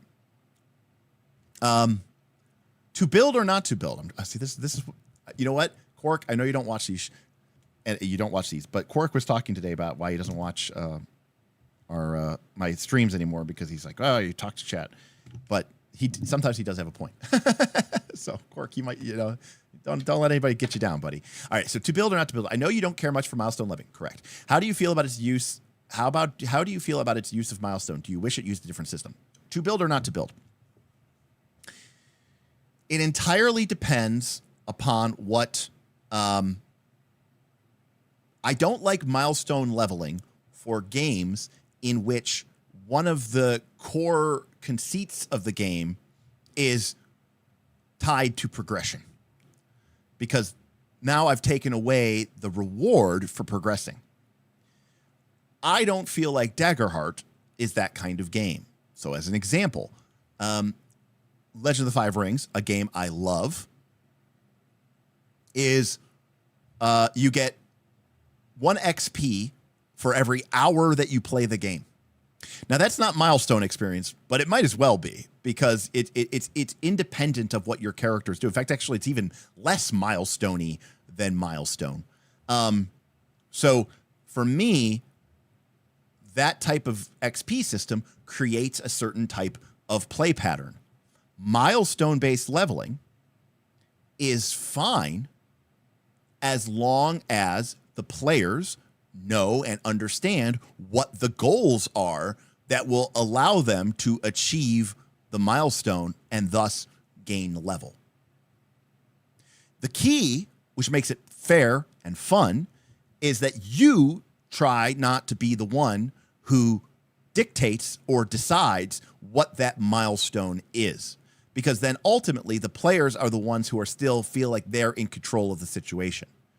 And I like to put that out there as a sort of a carrot for the players, where I say, you know, the players are evolving and they're going through it. Maybe we've played a session, or, you know, after that first couple of sessions, and we're making our way through, quote unquote, the episode.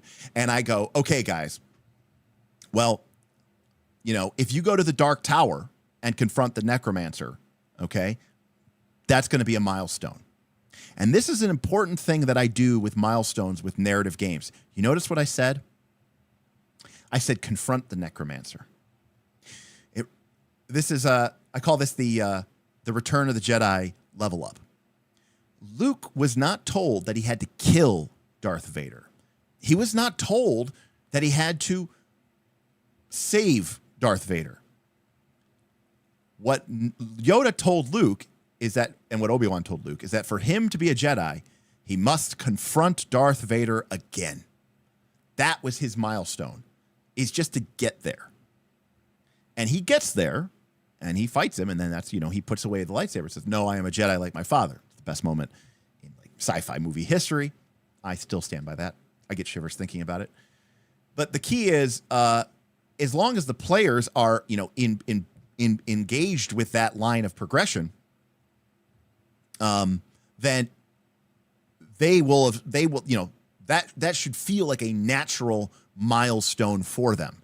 And they should be like, yep, that makes total sense, right? We are heading towards a reckoning. Now, we don't know what's going to happen in that necromancer. I'm not going to set it out like you have to kill the necromancer, because now the players are going to feel forced to kill the necromancer. And I don't want them to feel forced to that. But due to their decisions and what they are interested in, I think that the players should feel like the choices that they have made, both as PCs and as players, have driven them to some sort of confrontation with the necromancer. And at this point, I have sort of, there have been enough paving stones placed that I feel confident to say, yes, at this point, the path is, you've had a lot of agency, but now you've sort of put yourself on this path. And the next key step for us is going to be you all confronting the necromancer. And when that happens, you will level up. You might lose, you might win, you might get converted to evil, you might convert the necromancer to the practice of the hallows above. I don't know what's going to happen, but all I know is that is sort of a nexus moment for your guys' characters, and the weave of your destiny has sort of focused in on that point. And I am okay stating that. And I think a lot of my players would be very much in support of that. Because again, the whole goal of the milestone, the whole goal of an XP system is to create rewarding incentives for players to do the things that they probably wanted to do anyways. And so if your players are like, fuck that, like, oh, it's so lame, I can't believe we have to go fight this fucking necromancer. Something got fucked up along the way then, because you've missed a goal, right? Like, the whole idea of a reward incentive structure is to create a pattern of behavior that your players are going to enjoy, that at the same time advances your game in a mostly, positive and beneficial manner. I saw Nin was saying something. Yuck. This is about Legend of the Five Rings. What does timetable have to do with character progression? That's the worst XP system I've ever heard about.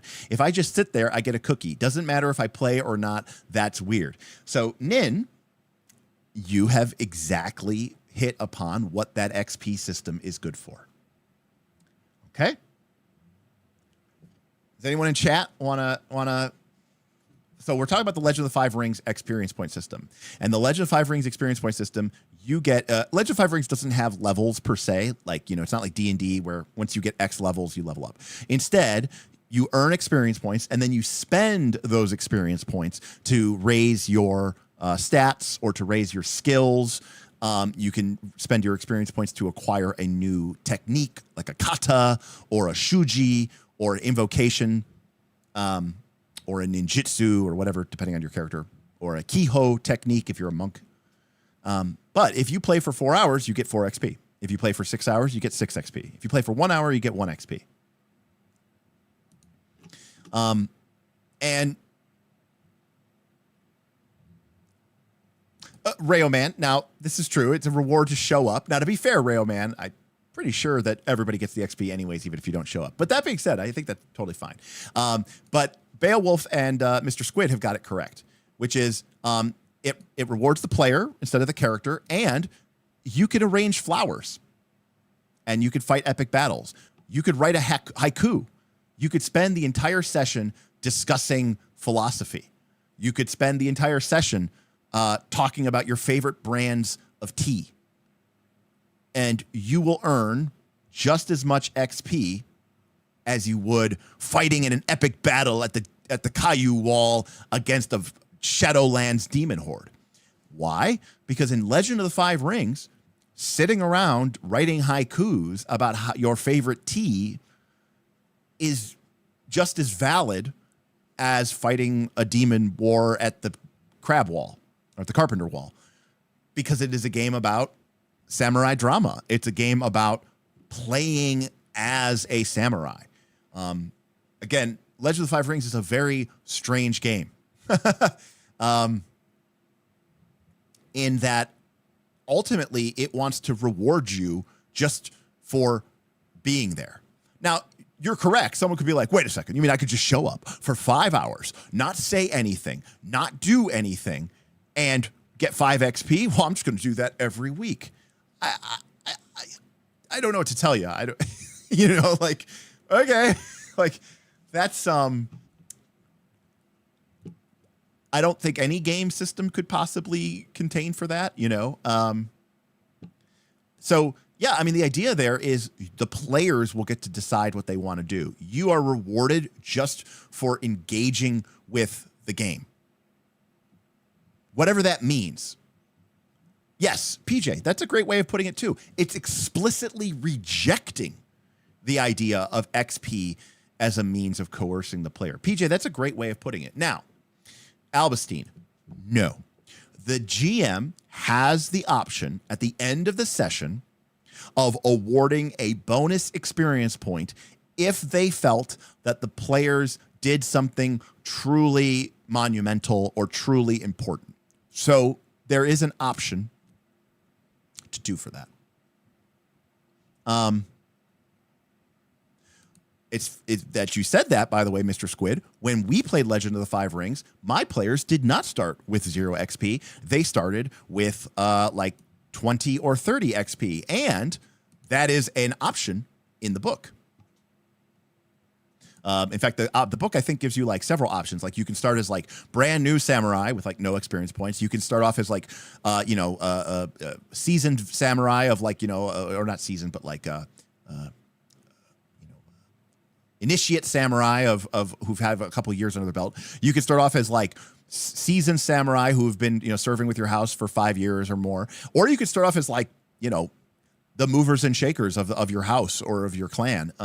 People who've been, been samurai for years and have a ton of experience and a ton of clout. Fermi says, I feel like my players would just shoot the shit out of character the whole session instead of playing the game. Well, Fermi,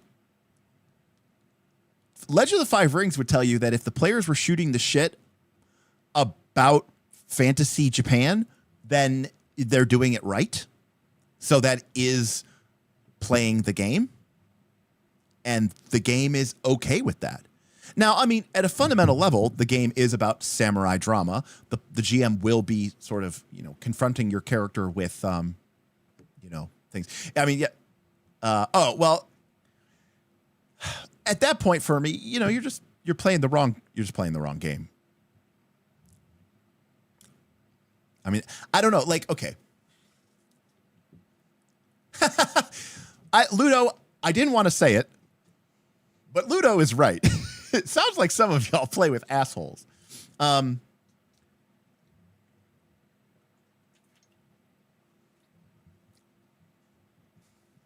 Yeah. So, and by the way, Lugs, Lugs obviously has some hot takes that aren't always in agreement with not everybody else, but yeah, even Lugs is like, you have scuffed players if this is a problem at your table, and I tend to agree with this. So Lugs, when other people and we're all agreeing, like it's when Lugs agrees with us, we're on the right side of history here.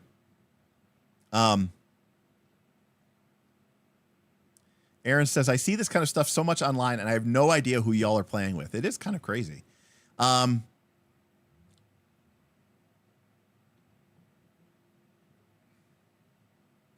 refuse to engage with this system. Therefore, it is a bad system.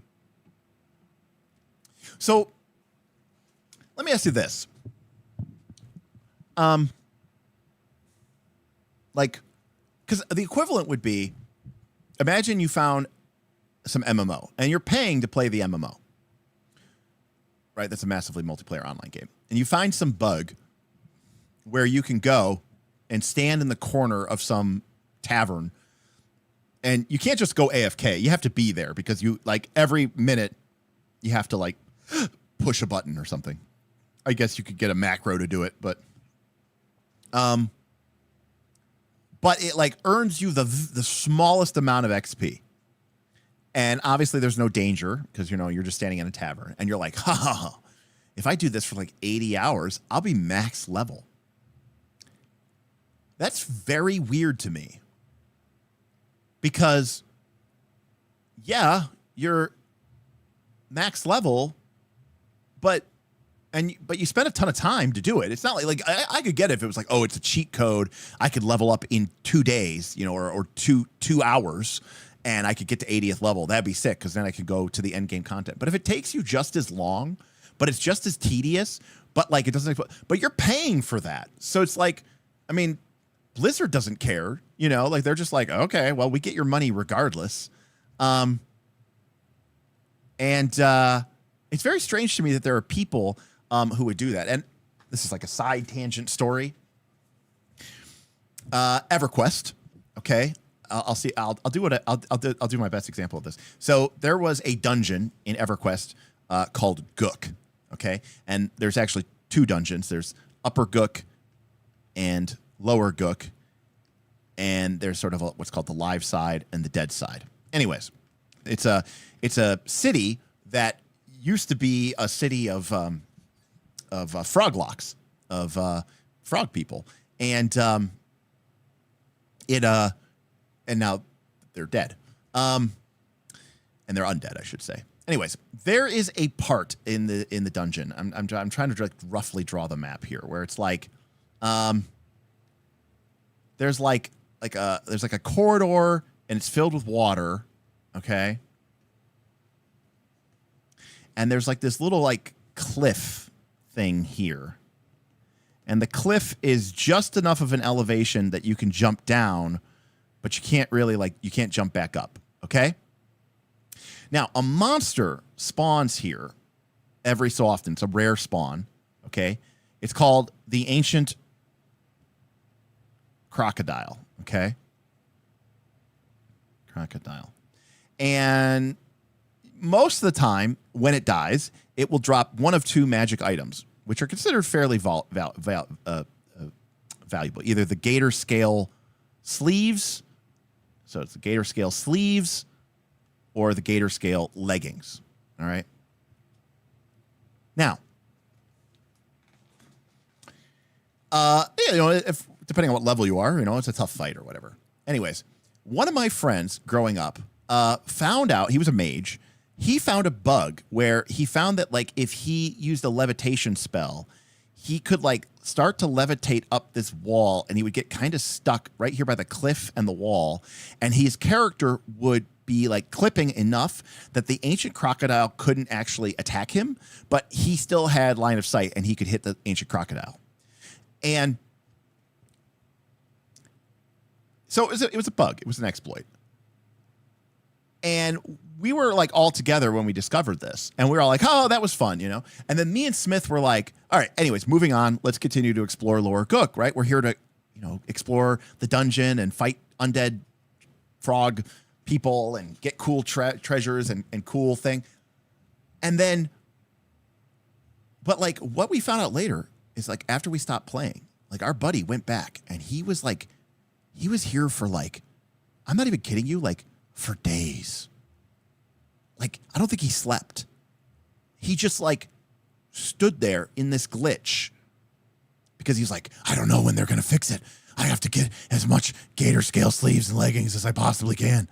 And, like, it was miserable.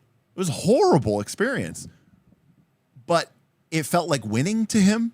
It was a very weird, I don't know why I'm telling the story, other than that we're kind of talking about, like, players playing a game just to win it, even though they're, like, miserable doing it. It's a very strange behavior that I, quite frankly, I just don't understand. In fact, I talked about how when I used to play Super Nintendo, there was like a game, Super Nintendo Bowling, and I discovered that if you moved all the way to the right and you put a certain amount of spin on the ball, you got a strike every single time. And once I discovered that, you know, I stopped playing. No, he didn't sell them on eBay. He sold them for plat. Just have plat. And this is like before you could like sell plat for money and stuff like that and all this other stuff. Nope, it was just, you know, it's very strange how people respond to different types of game. Anyways, long story short, this kind of game would not really apply well to the people who would play Legend of the Five Rings. Okay. Anyways, so back to what I was saying. What do I do? Okay, I review my last session's notes. Okay, so I review my notes from last sessions. And for me, that is usually my clocks, my key NPCs, my key factions, and my key events. Okay? And this would, oftentimes, these are fronts in the Dungeon World context. Okay. So if I really want to be like,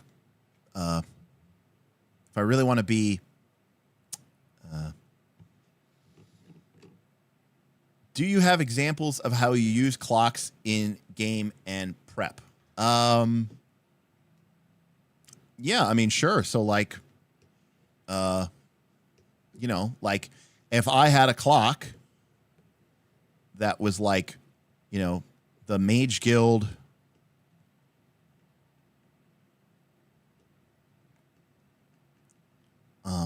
banishes Logan,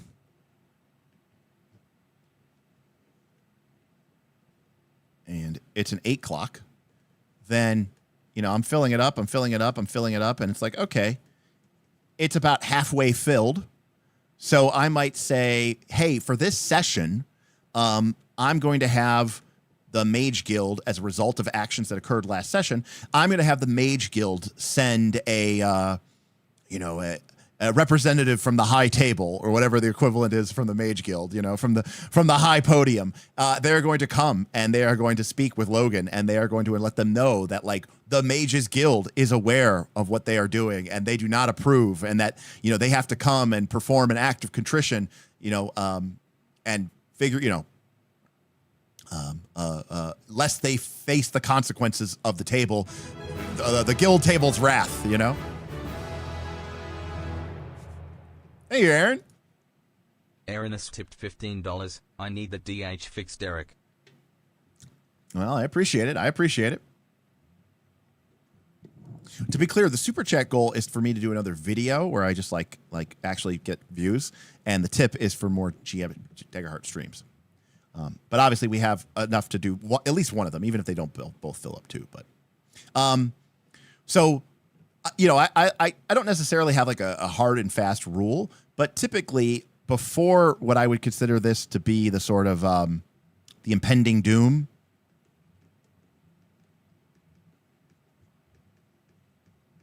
I'm going to have some, you know, some sort of grim portents or checkpoints along the way of, you know, of the players knowing what's up. Now, that being said, do I explicitly have these clocks laid out and tell the players what the ticks mean? Yes, I do.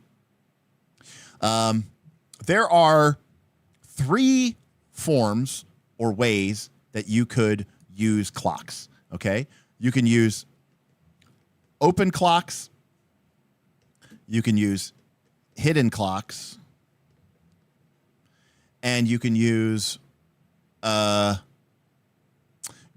I can't remember. I'm just trying to think now what Grimwild called them. It had a good name for them. I just called them like obscured clocks, but I don't use these much. Smith uses these a lot. I just want to see what Grimwild called them because I thought it had a good name for it.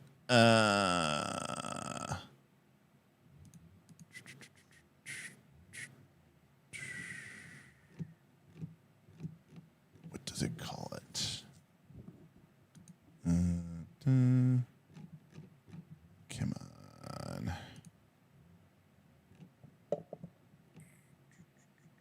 What does it call it? I know this doesn't matter, but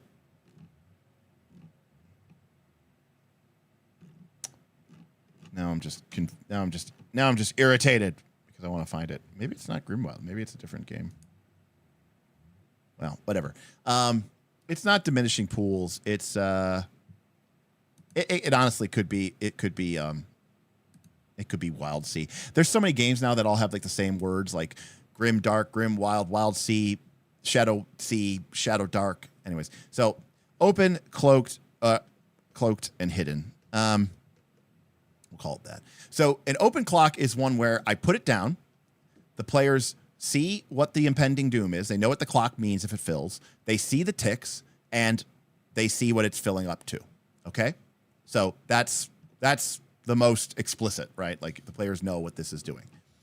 A hidden clock is one that the players aren't even aware exists, right? They do not know what it is. They may not know that I'm ticking it.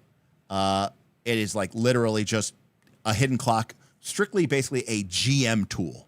Now, I don't like these myself because it's just a GM tool. And like, I want to get advantage out of using these tools. Okay. A cloaked clock. And again, I don't use these as much. Smith does. Smith will put down a clock.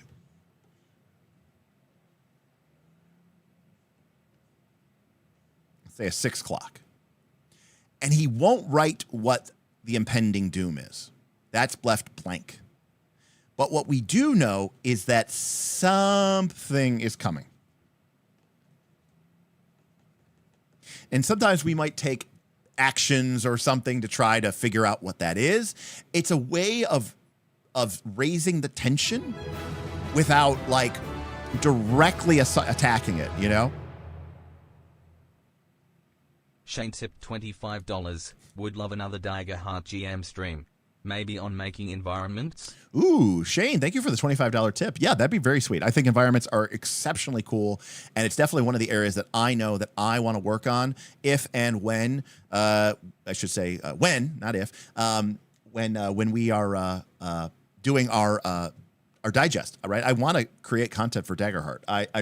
I'm a little bit, not cautious, but I don't want to rush to conclusions, and I don't want to, just throw stuff out there just because people are, not saying that people are rushing to it, but I want to make sure I really know what I'm doing before I do it. But I really would love to create more environments. I think it's a really cool technique. I think it's a really cool mechanical function, something I'd really love to have at my disposal.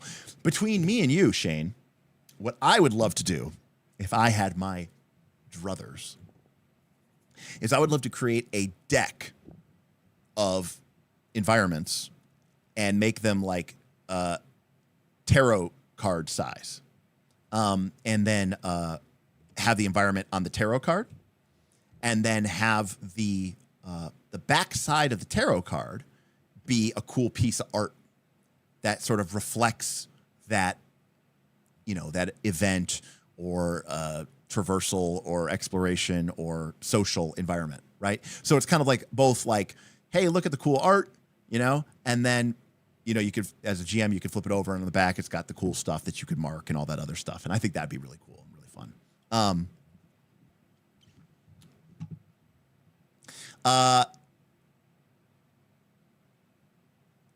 Speely. Okay, it is the Wild Sea method. I thought it was Grim. I thought it was Grim Wild. Turns out it's Wild Sea. Okay, there you go. So are the players aware of what makes it tick?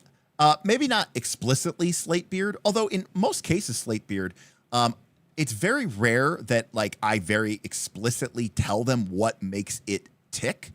It's more of like, if it makes sense in the fiction that this would be ticking down, then we tick it down,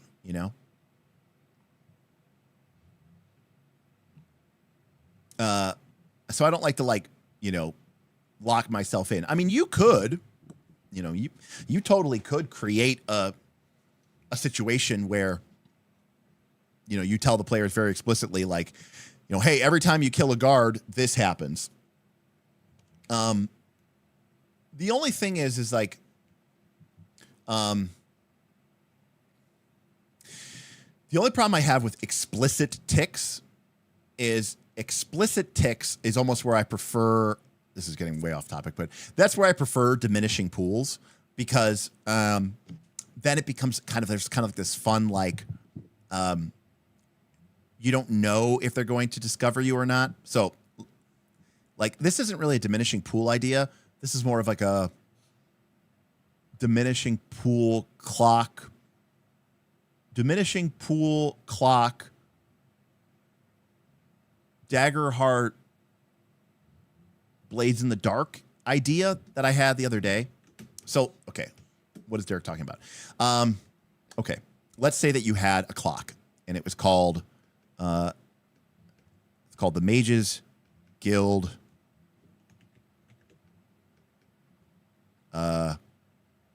We'll just make it easier here. The Mages Guild comes after you. Okay.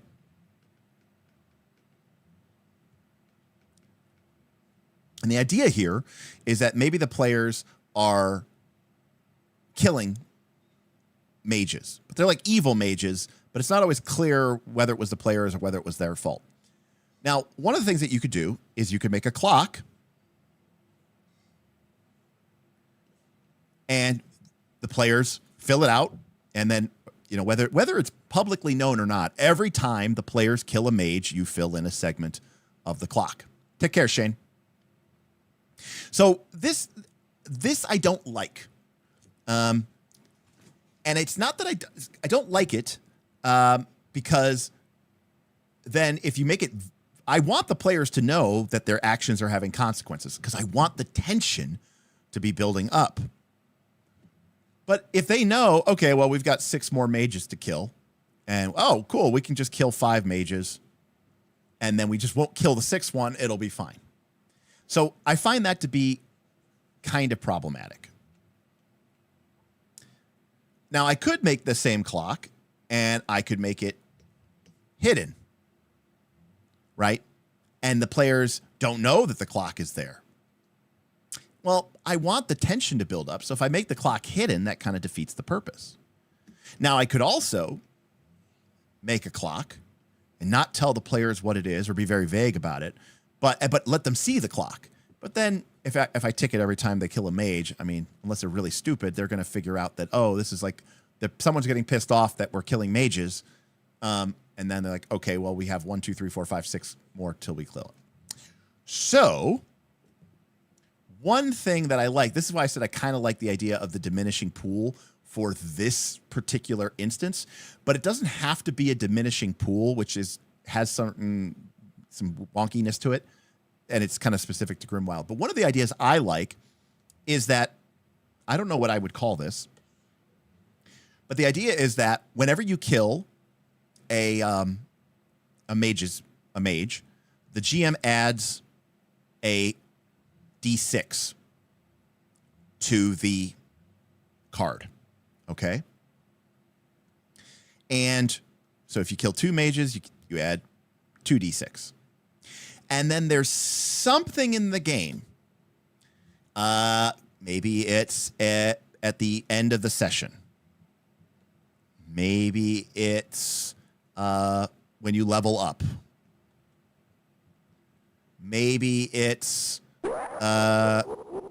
when you take a long rest, right? Maybe it's every time you kill a mage. Okay? So when that happens, what you could do then is whenever one of these triggering events happens, you would roll all the D6 on the card. And then if a 6 comes up, okay, then the Mages Guild comes after you. Now, you could even make it a little bit more structured than this, and you could actually create like an entire arc about this where you basically kind of have like, maybe it's like 3 steps. And so it's like on step 1, they send like a diplomatic approach. And then like step 2, they send like an assassin. And then like step 3, they like go to war with you. Okay. And then like, if you use a D6, you would use a D12. Well, D12s don't stack as nicely on a card. And I'm imagining playing this in person. So And the only reason I say a D6 is because Daggerheart already uses these sort of D6 dice pool mechanics, and if you roll a 6, then it happens. Or like there's a couple of cards and domain abilities that use this pool of D6, and the advantage here is that they just stack very nicely. And so the players could build up these D6s, and then you roll them, and eventually they'll get a 6, and then you can mark this. And if they roll multiple 6s, you might mark 2 of them. And there's different things that you could do with this. Like maybe the players can take actions to remove D6s. Or maybe once you roll a 6, you take that die out of the pool. So it kind of, decays a little bit. And the point is you could use this as a mechanic. But the cool part about this is nobody can math it out.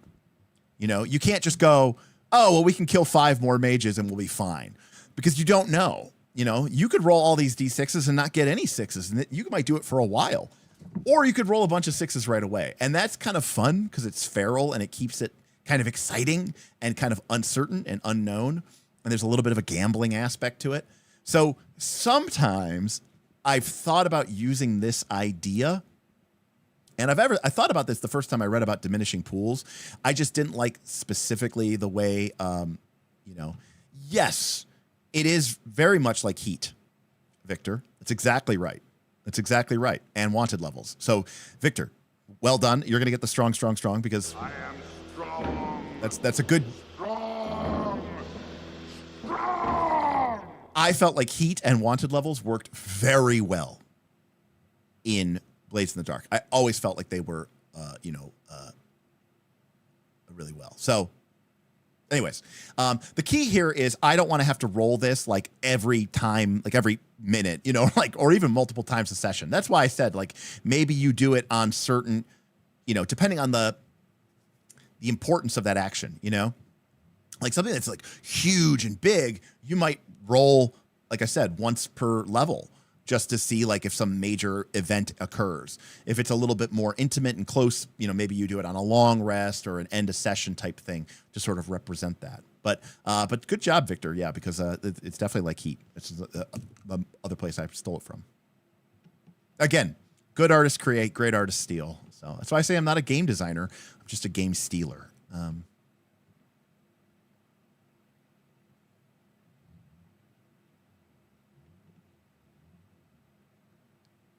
Reminds me a little bit of Stress Dice and Alien, except you roll those suckers on every action. They aid you, but also trigger major moments of panic. I love that. It is a cool mechanic, and it's a cool way that they use Year Zero engine.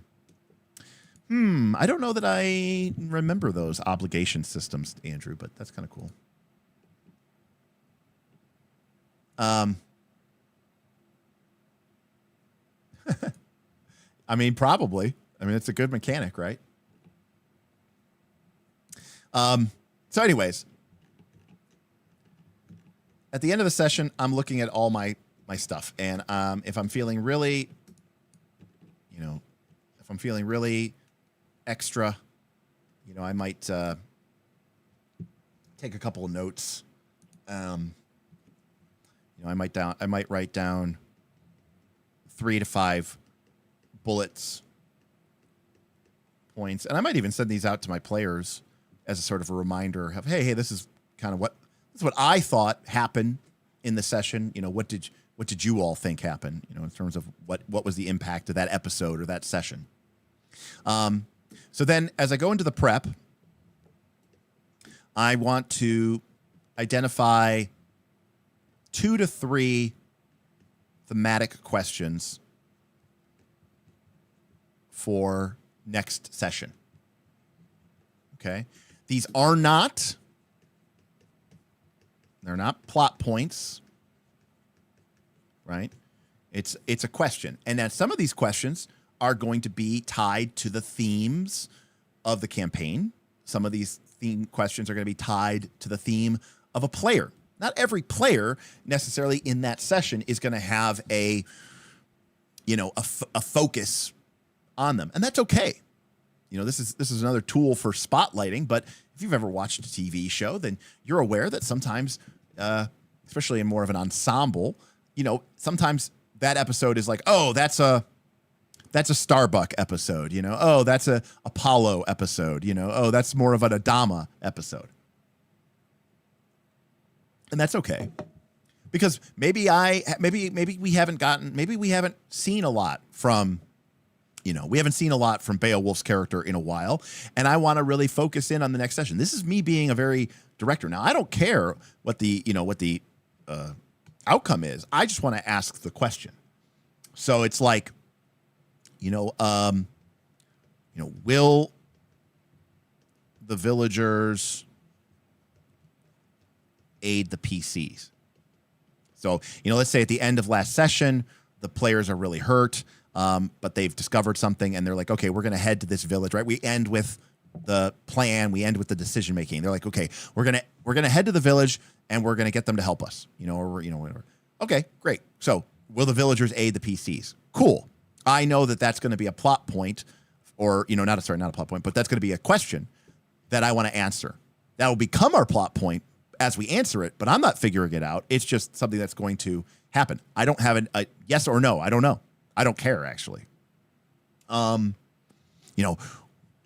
What is the cost to using or to continue to using the forbidden magic? Maybe one of the mages in the group or something like that, is sort of his theme is like, knowledge is power, but, power corrupts. And, can I master magic without becoming corrupted? And I'm like, cool, I'm interested in that question. And so is my PC. So is that player. That's kind of why they talked about the theme for them for this session or for this campaign or for this character. But then this is where I said I get selfish sometimes and I'll throw in a third question, or a third question, like a theme. And I'm like, this is what I, Derek, am really interested in, like what will, and this is where I might even throw in some oddball stuff just because I like to shake things up. I like to go for tropes. I like to create problems or dissension in the in the party's ranks. So if I'm like would the PCs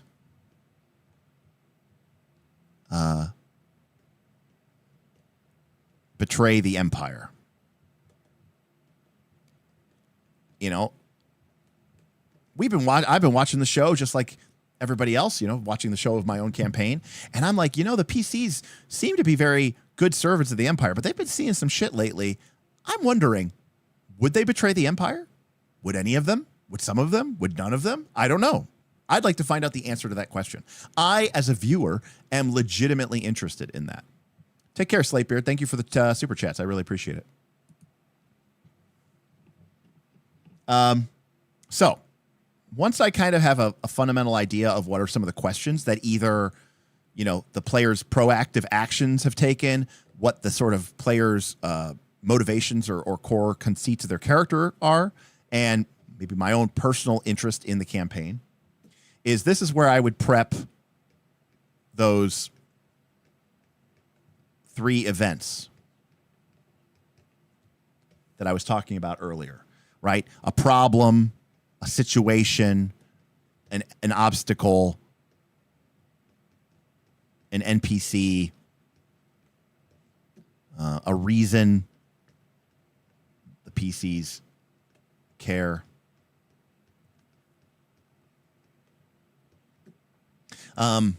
And just very basic. Now, again, because I'm not putting that much effort into it, I don't really care if this is what the players ignore or go with. I could always, sort of use a different thing. And this is where, if it's an NPC that I think might involve some sort of social combat or regular combat, maybe I do get a quick adversary card together.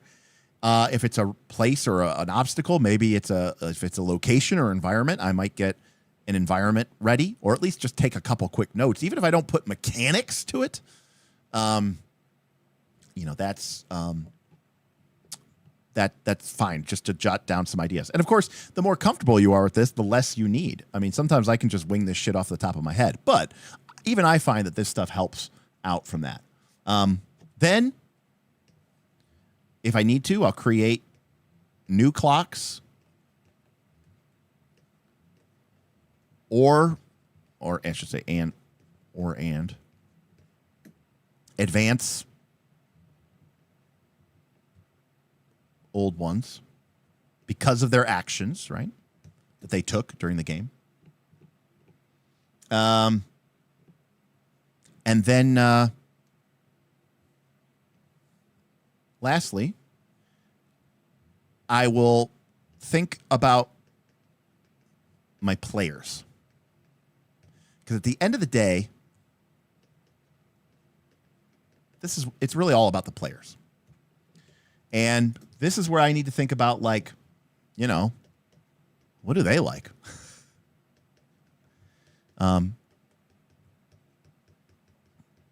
At the end of every one of his sessions, Smith would hand us a note card. We put our name at the top, and then we would write something. What is one thing that we really liked about the session? What is one thing that we disliked about the session? And what is one thing that we would like to see more of or in a future session? And he collected these every session.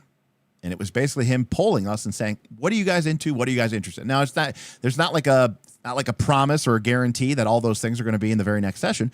But this is the way that Smith kept a tab on, hey, what are we interested in? What do we want to see more of? What do we want to explore with these games and these characters? Now, does that make it realistic and simulationist? No, it doesn't. But it's about engagement, and it's about, sort of, interacting with that stuff and, collecting stuff from the feedback. I can figure out, what did I do right? What did I do wrong? And what does somebody want to see in the future? Well, sometimes, and this could be anything. It could be like, it'd be really cool to fight a dragon, and Smith might get that feedback and go, okay, cool. I'm going to work a way into, to fit the, to fit this dragon idea into the game. Now, I will say, I see people are talking about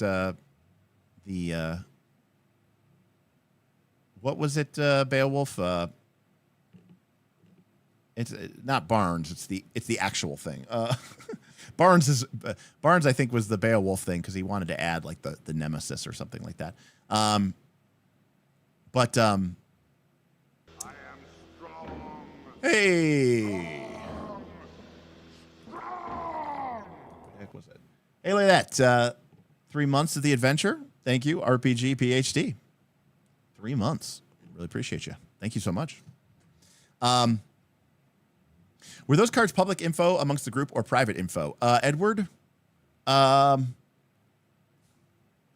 sometimes he would share it and sometimes he wouldn't. I'm trying to remember. Like, a lot of times he would get it and he would read it, and then he would kind of like summarize, be like, okay, it looked like a lot of you really thought that the fight against the whatever like took too long and was overly grindy, and okay, I'll take point taken, cool. And it seemed like all of you really, really loved the ice cavern sequence, and that was really, really a lot of fun. So good stuff. So he would usually kind of like speak to like consensuses and sort of kind of say like, okay, message heard, message heard, message loud, message understood. RPG PhD with 3 months says, lots of good stuff here as always. Very much looking forward to running some Daggerheart soon. Would love to hear you speak with Spencer Stark about this too. Well, I've been trying to get Spencer Stark on. He's put me in touch with his project manager, project planner, and we're trying to figure out something that we can do. So hopefully, but yeah, I always like to think about my players, and I like to think about what they like and what they're hoping to see, and give them opportunities to be cool, and just come up for stuff like that. And yeah, that's. Now, granted, I've been doing this for a while, so a lot of times I can do these steps pretty quickly and easily and fast. But I find that this is a good enough process for me. And what my hope is that when we run the Daggerheart campaign, my hope is that I can share some of this information with my patrons, and they can kind of see how I go through this process. And again, sometimes I wing it, and sometimes no matter how much you prep, it's players will take you in a different direction, but that's okay. And also, too, sometimes it's fine to say, hey, guys, this is a really cool idea. There's a lot of really neat stuff here. How about we wrap up early, because we don't have to play for the full 4 hours, but it seems like we're at a cool stopping point. You guys want to go in this direction. I'm really excited to find out what's happened, but I have nothing prepped for that, and I feel like if I just winged it, it probably wouldn't be as cool or as interesting as it would be if I had a little bit more time to get that ready for us. So, hey, why don't we call it a night, and maybe we can shoot shit about, the Major League Baseball or that new video game that everybody's playing, or we could just, give everybody an hour back of their life, and we'll definitely catch up next time. So I think that's totally acceptable as well. But yeah, this is what I basically do. I look at my clocks. I take my notes about who died or who got fucked over or who got, helped out. I think about the thematic questions of my arc, my campaign, my character arcs. What are the questions I want to have asked? I think about the events and I think about those questions, and that helps me prepare 3 different events. So, for example, if I know that the players are thirsting for combat, and I know that the orcs are definitely closing in on the group, and I know that one of the questions I want to know is what do the PCs care more about, their political standing, or do they care more about the safety of the town or the safety of the city? That's the question I want to know is, okay, cool. I'm going to throw a big orc battle at them next session, and we'll get to see, is the party willing to go, leave their political aspirations behind to go deal with the orc threat? Also, if they're looking to blow off a little steam and kill some orcs, this is a great way to do it. And then, I'm going to prep maybe a, orcish ambush environment, and maybe I'm going to get some orc stat blocks ready just in case, because that seems like that's something that could definitely happen in the next couple of sessions, because, the orcs are definitely here and they're present. Now, I might not end up using that, but that's not the end of the world, and that's why having a good bestiary is neat. But again, I could just totally reflavor, repurpose, and if I need to, if I really bust something out that doesn't seem like it's fair or whatever, I'll just spend some fear. And if you really kind of cheat, you're like this is the kind of thing that I would do. This is the kind of thing that I would do as a GM. I'm just thinking about this as I said. I might use a fear ability, and it's like an AoE or something like that. It's like a legitimate one, right? It's like on the player, it's on the monster's character sheet. And I go, dark energy, whatever. And I roll it, and I make my attack roll. And let's say I crit. I crit 2 or 3 of the 4 PCs. It's just hot rolls. And, everybody's taking 3 damage or whatever for it. And I might be like, oh, that was brutal. I'm gonna call that cost me 2 fear, and I might take a second fear out of my pool, just because that attack was so powerful. And I know that seems that might seem crazy to you, but I'm just sort of thinking about, in my mind, free of the shackles of a very rules strict game, how I would run. And the reason why I would do that is because at that moment, the players are going to feel really bad. And if something costs 2 fear instead of 1 fear, they're going to feel better about it. And they're going to say, yeah, we just got fucked up, but it ate up 2 of his fear, and I'm okay with that now. And I think it's going to create, for me, a better play experience. I'm not thinking about this from the perspective of being an overlord playing Descent 2nd Edition, the board game. How can I maximize my fear potential to get sick deeps? No, that's just such a fucked up way of thinking about every aspect of this game. Alberstein,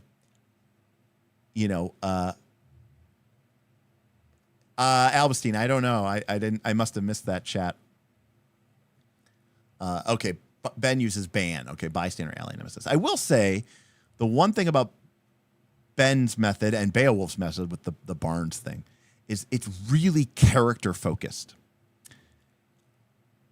One thing you will notice about my GMing style, I don't really like NPCs. Which isn't to say I don't use NPCs, but I don't like NPCs. I think NPCs tend to, I think they can take attention away from the characters. And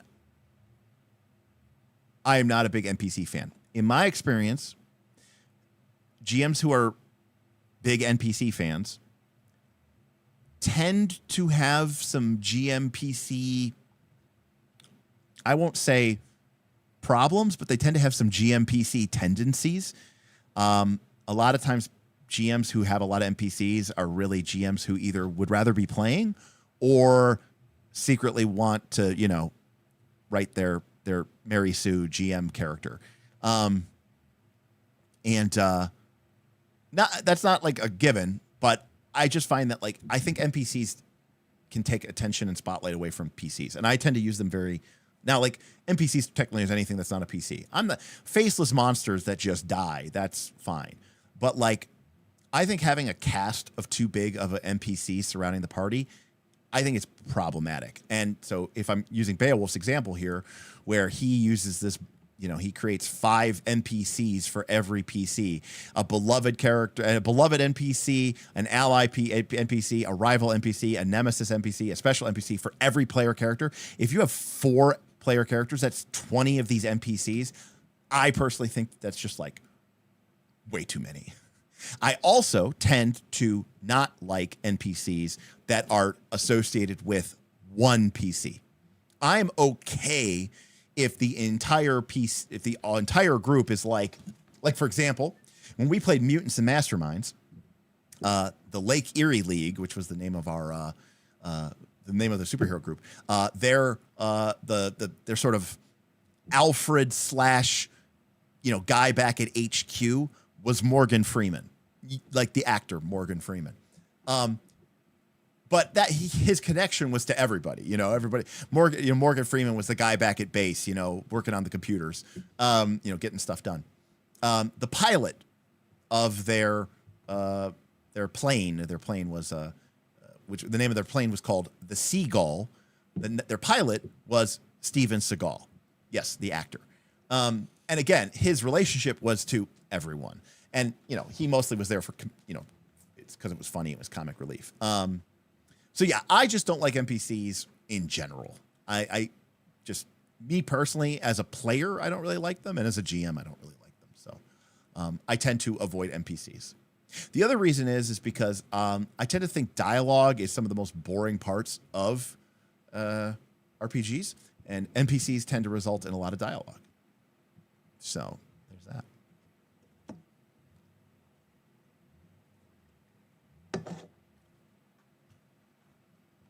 But that's just a Derek thing. That's not even necessarily a recommendation. Dialogue is absolutely, for me, the worst part of RPGs, especially 99% of RPGs, which are not written well for dialogue. They are written for action. So I don't know if there is a particularly well-written dialogue. Lugs, I love it more than life itself.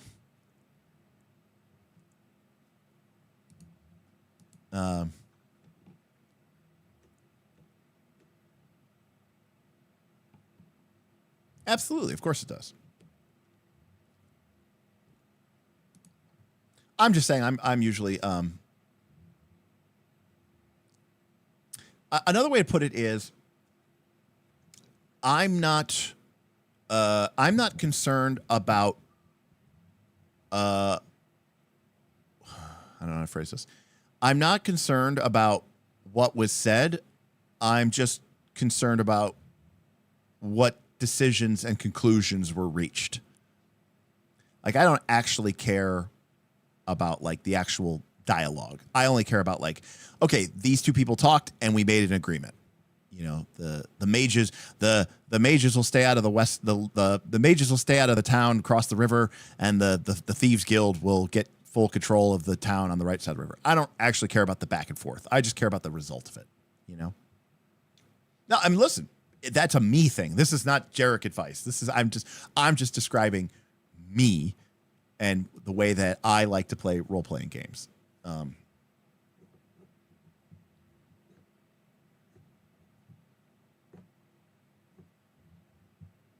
I think actions speak louder than words.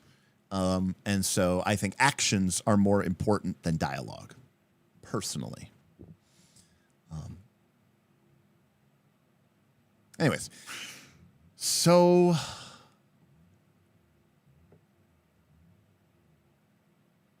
yeah, circles is cool. I mean, it's very meta, but yeah, circles works for that reason.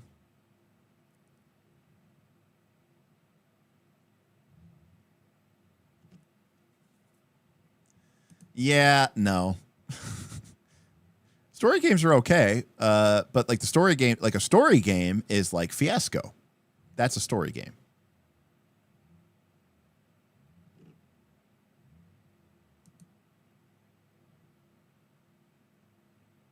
To be fair, there's a lot of people, and I tend to agree with them, who think that role-playing games should be called adventure games. And in fact, back in the like 80s and the 70s, oftentimes they were called adventure games. So, and that's really what the genre is. It's,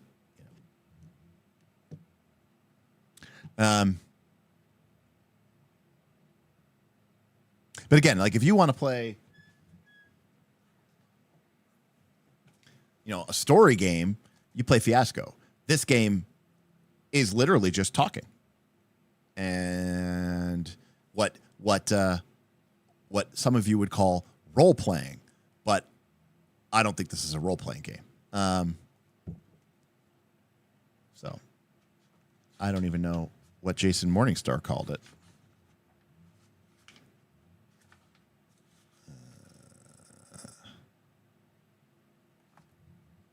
It just says it's a game.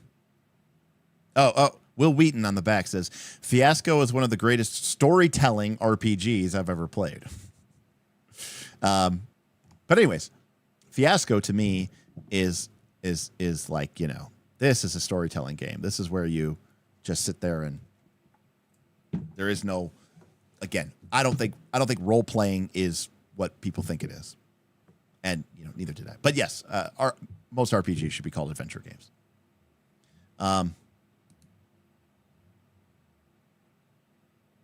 Yeah, Jorge. I mean, yes, NPCs are extras. PCs are protagonists. I don't tend to have a supporting cast. That's fair. Like I will use NPCs very much as extras, Jorge. Very much as extras. Yes, that's a good place. I will use NPCs in a very supporting role. Like they're in the background.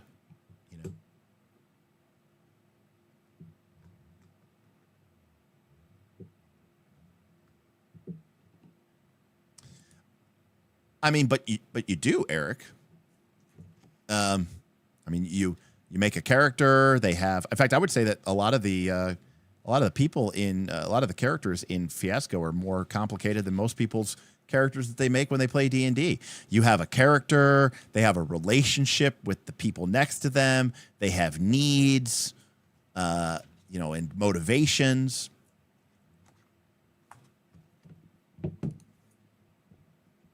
So I think you are embodying a character in Fiasco. In fact, I think that's the whole kind of point of the game, while also telling a story.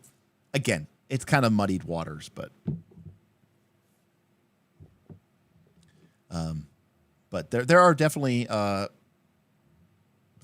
people for whom I do not agree with on certain terms and definitions of what it is about what a role-playing game is. Very muddy waters.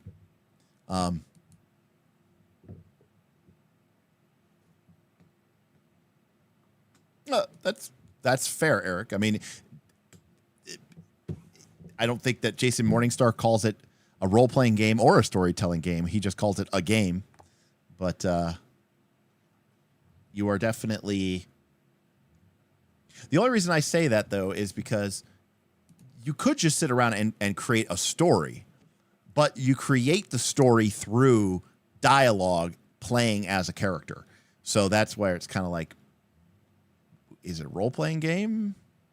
Is it a storytelling game? I don't know.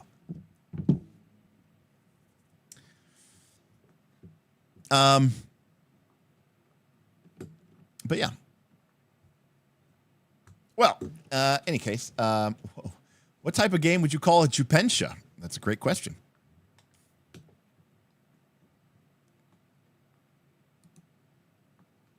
Yeah, Microscope. Well, there's that third category, but like Microscope, you are... Now, Microscope, in which you play nobody and can be anyone.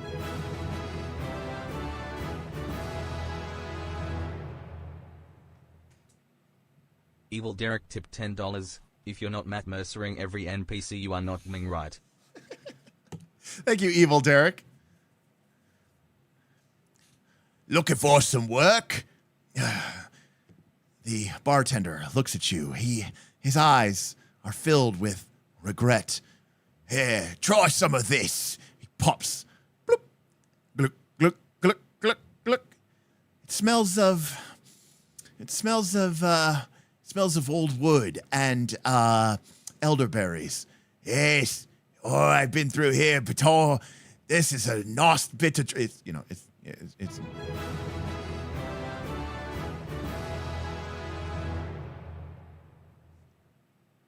Scott P tipped $15, filling the tip jar. Though we may need to find an obscure RPG for a first look to balance things out. Playful face emoji. Scotty P, thank you so much. You know what? We do need to do an obscure RPG for first look. What have we talked about? We've talked about doing Die RPG, which people have really wanted me to do, even though I've never seen the comic or read the comic, and I know nothing about the comic. But Die RPG, or is it DRPG? I don't know, but it's DIE RPG. That's one that has come up a lot. People want me to do Wilder Feast. Wilder Feast. That's another one that has come up. That's pretty obscure. So there's that one for sure. So there's a couple of pretty obscure RPGs.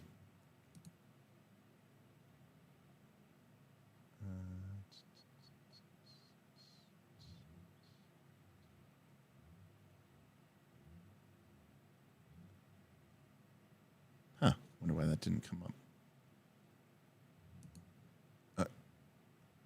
Land of Eam. I think somebody just recently was talking about. Didn't Land of Eam get some? Did it get some NE nominations? I think it did.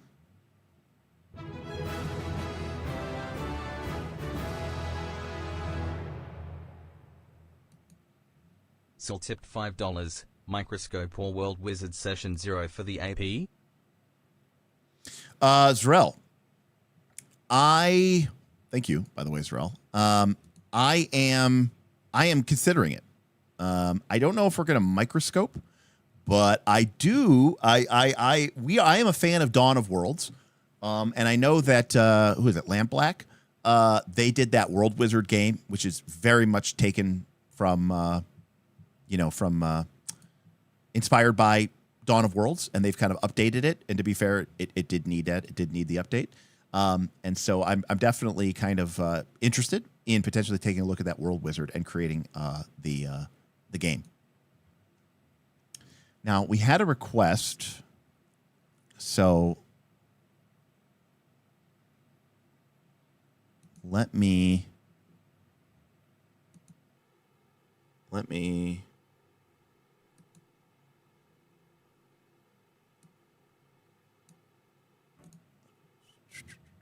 try something here. Somebody wanted me to.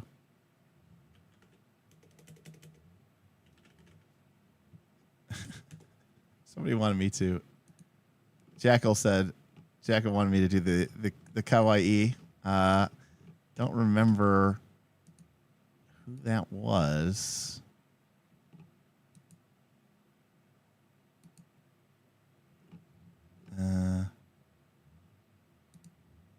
Let's see. I don't know if this will work. Okay. I don't know if this is working. Hold on a sec. I gotta try to change this. I think. Audio input. New.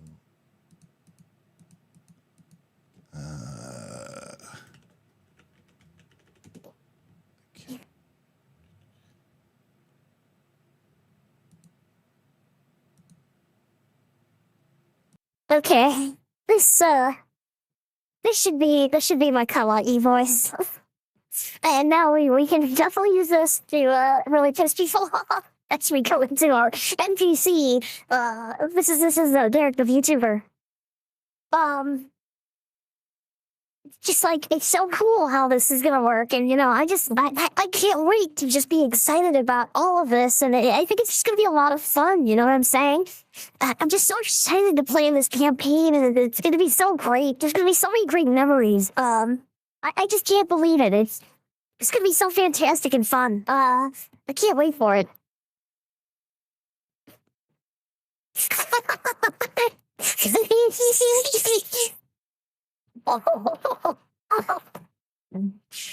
You're so funny. I'm so embarrassed right now. Okay. I apologize for that. Anyways, don't my power is my power cannot be easily denied. Hey, thank you, Kyle. Appreciate it. I promise you that that last thing was just not exactly what we stand for here. Oh yeah, Genesis. That was another one for first look. I have not caught Quinn's Quest review of it yet. I love Quinn's. I think he's great. He basically is like, if I could do what Quinn's was doing, I would love it. It would be like my dream job, which is to have a massive Patreon that pays me tens of thousands of dollars a month so I can hire my friends to come play RPGs with me and then make like a video once every like 3 months about it.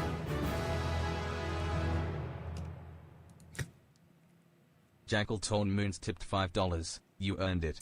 Thank you, Jackal Torn Moons. I really appreciate it. Yeah, I think people want us to go all in on session 0, and I'm inclined to do it. The only problem, full disclosure, is we have no idea how popular this is going to be. I'd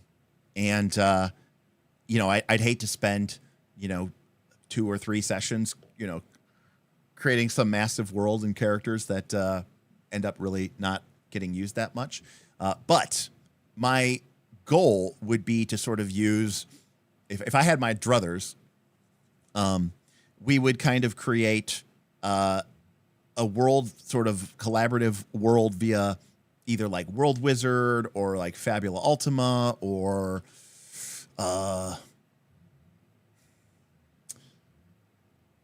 even like I think even Grimwild has like a kind of a cool collaborative story element. And then I would want to use the Galileo Games backstory card system to create the characters' connections to these different groups and organizations and sort of tie that into that sort of Avatar Session 0 Episode 1 type scenario. And hopefully create something really cool and compelling. And then obviously it'd be cool too to involve the chat. And maybe even take some elements from the Root RPG because that was a lot of fun too from a collaborative game building experience. So I really enjoyed all of that when we did it, that is.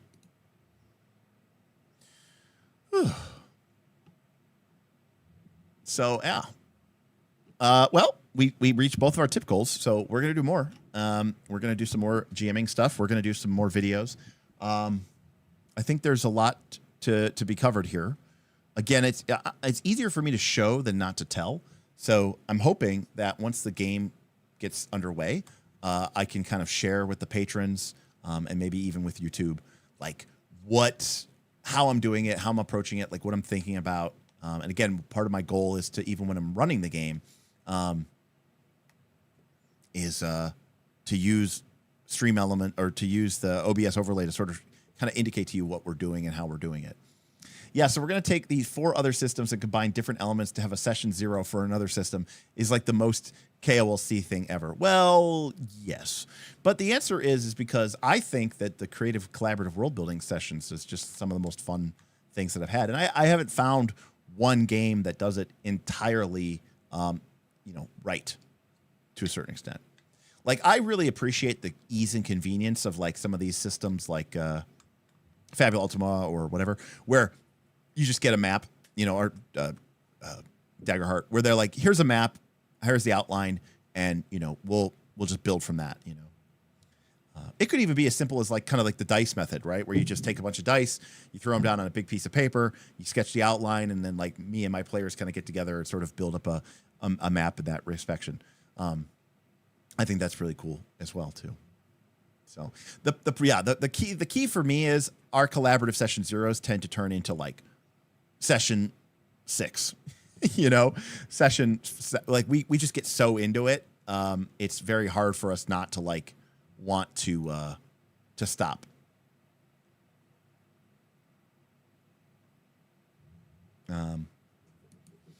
Yeah, session ones are really tough. So that's why I love the avatar system, because you can get through some of that awkwardness. And in some cases, right, like if you watch, I mean, think about your favorite video games or shows or movies. It's very rare that like all the protagonists start the game all together and that's how they met. And I think that using some of the systems that we have in place is really cool because it creates a much more organic and natural way that we sort of emerge into it. Like when we were doing our Fabula Ultima session 0, Tim just got here. You know, Tim, Bob's character was like a space pirate who had his own ship, and his character was already kind of like working with Tim's character when they got a kind of like a Han Solo and Chewbacca request from Smith's character, which was to take them because they were the only pilots that had the skill and were crazy enough, right, to navigate this area. I don't remember what we called it, Tim, but it was like, you know, a section of space or a section of because it wasn't space, it was a shattered world. But they were the only ones who had like the skill or the ability to navigate through this weird area. Anyways, so, you know, the idea is that Tim and Bob's character already knew each other from like earlier times, and they were already working together. Smith didn't join them all at the same time. He joined them, who knows, months later, years later. And it's cooler that way because it feels more natural than just like all 5 of you walk into a tavern roughly at the same time, and now you're an adventuring party. And what, you know, and that way we can, when we start, the characters may have all come to be together through various means and ways, and some players might have a stronger connection to other players in the group. I think that's cool. Again, I'd love bonds mechanics. If there was definitely a subsystem that I would want to include in Daggerheart, it would be a much more involved, mechanicized connections or bonds mechanic. Just because I think that found family element is a big part of what Daggerheart is all about, right? And what is the game that specifically says it's a found family game? Is it Daggerheart that says it's a found family game? Am I thinking about that? Am I like going crazy when I think that?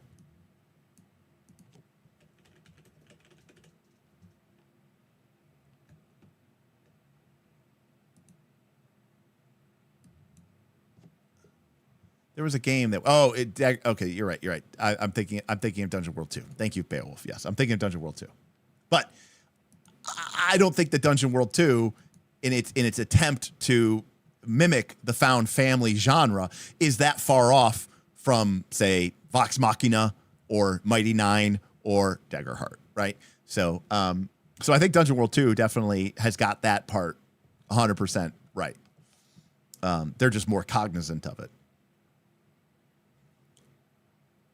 Right. I think I agree with you completely, Tim, right? When you're more connected to one character instead of other characters, it's a fun dynamic and it gives a sort of a difference as well. So yeah, I really enjoy that, and I enjoy seeing that and the effects of that, you know, in the game and in the gameplay. So, and then when the adventure starts, you have this history that you could draw upon, but it's a shared history that you all created together. So it's backstory, but it's not backstory that somebody wrote down and then brought to the character sheet, you know? Again, not to shit on other people, but I don't care about your NPC connections. I care about your connections to the PCs. That's way more important to me. And what do I need NPCs for if I have PCs? Why can't one of the PCs be one of your rivals? Why can't one of the PCs be your ally? Why can't one of the PCs be your relationship or whatever? Because I think that's more valuable and useful, and it's going to come up a lot more often. So, anyways, more stuff to come.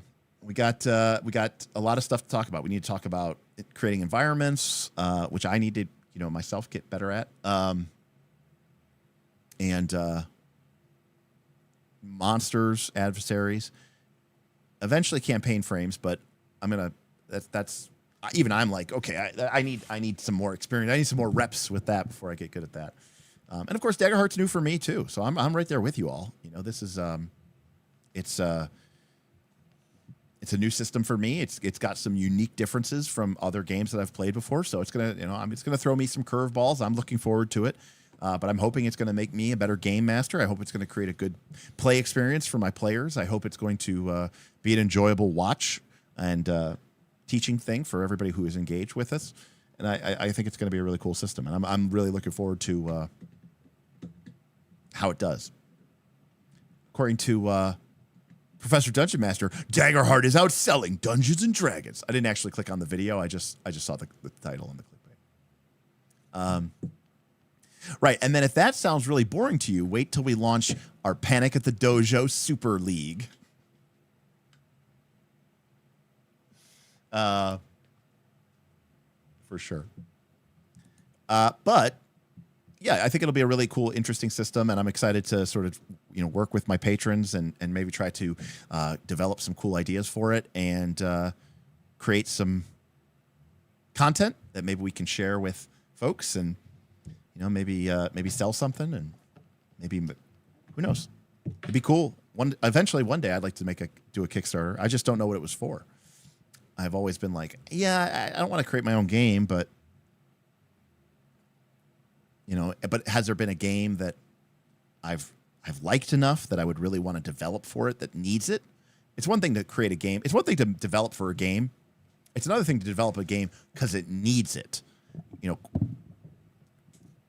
For the most part, most of the games don't need it.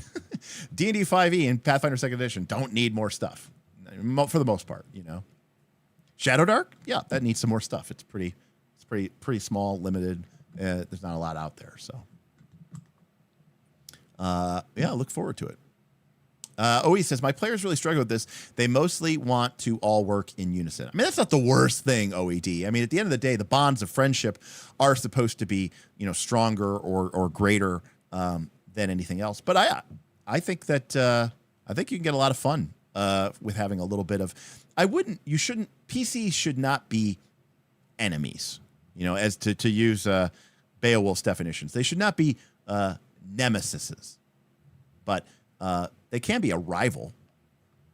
Somebody who they're trying to outdo each other. They're competing against one another. There's a little bit of a friend. You might call it a friendly rivalry. I'd love an information gathering, perceiving things, and receiving insight sort of article for a narrative game. How to approach the make a perception check, insight, investigation check. Well, that's very easy, Jorge. The answer is 99% of the time, just tell them. That's the answer. I mean, unless the game, unless the game has something like a move like discern. I don't even really love discern realities or spout lore, so those aren't my favorite moves in the world, but I just don't particularly think that those kind of checks are fun. What I do think is fun, Jorge, is making those checks because the player wants to declare a truth. That I find to be much more compelling. So,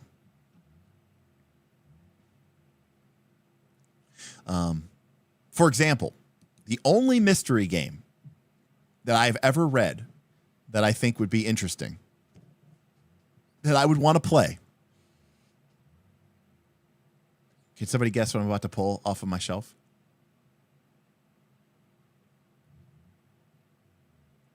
Get your guesses in quick. He says, this is also why I don't think mystery or investigation is fun for me in games like Daggerheart or Grimwell. I tend to agree. Jorge, we have a winner. The old lady won. That is correct. Brindlewood Bay. And the reason why is because this is not a mystery game. It is an emulation of a mystery game.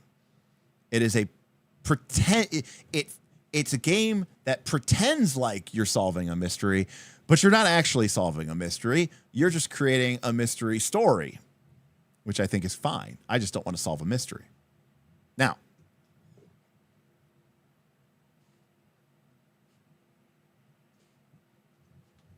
I would love to combine these games. Because a lot of times my Monster Hearts games, okay, a lot of times my Monster Hearts games ended up kind of feeling like Monster of the Week, right? And, you know, the problem is that, you know, Monsters of the Week, you know, it's got the Buffy kind of feel thing, and it's got the kind of mystery thing here. But, like, Monster Hearts, I think, was far more interesting than Monster of the Week. But a lot of my Monster Hearts games ended up usually having some sort of mystery to it, right? And the heroes were sort of like, you know, having to figure out, you know, what was the, because a lot of times the idea of a Monster Hearts game is like there's a I can't remember what they call it in Monster Hearts. I mean, it's like basically it's like a front. What do you got for me, Avery? Because like one of the GM principles in Monster Hearts is make the monsters seem human and the humans seem monstrous. Yeah, the villains, the menace. That's what it's called, the menace. Right? Like, it's like when you create a villain or a cult of vampire worshippers arrive in town, or the police launch a major inquiry to a mystery death, you have the perfect opportunity to create a menace. And a menace is kind of like a front. But usually there's like a mystery element to Monster Hearts. And I just don't like solving mysteries. So that's why I'm like, oh, I need a, what is it? Burnt by Brindle? I don't even remember what they call it. But I basically need like a monster wood, Brindle Hearts, you know, or something like that. But because I don't really I like the idea of the mystery because I understand that that's a cool like motive. You know, it's like Stranger Things, right? It's a cool motive to engage the characters. I just don't actually want to solve.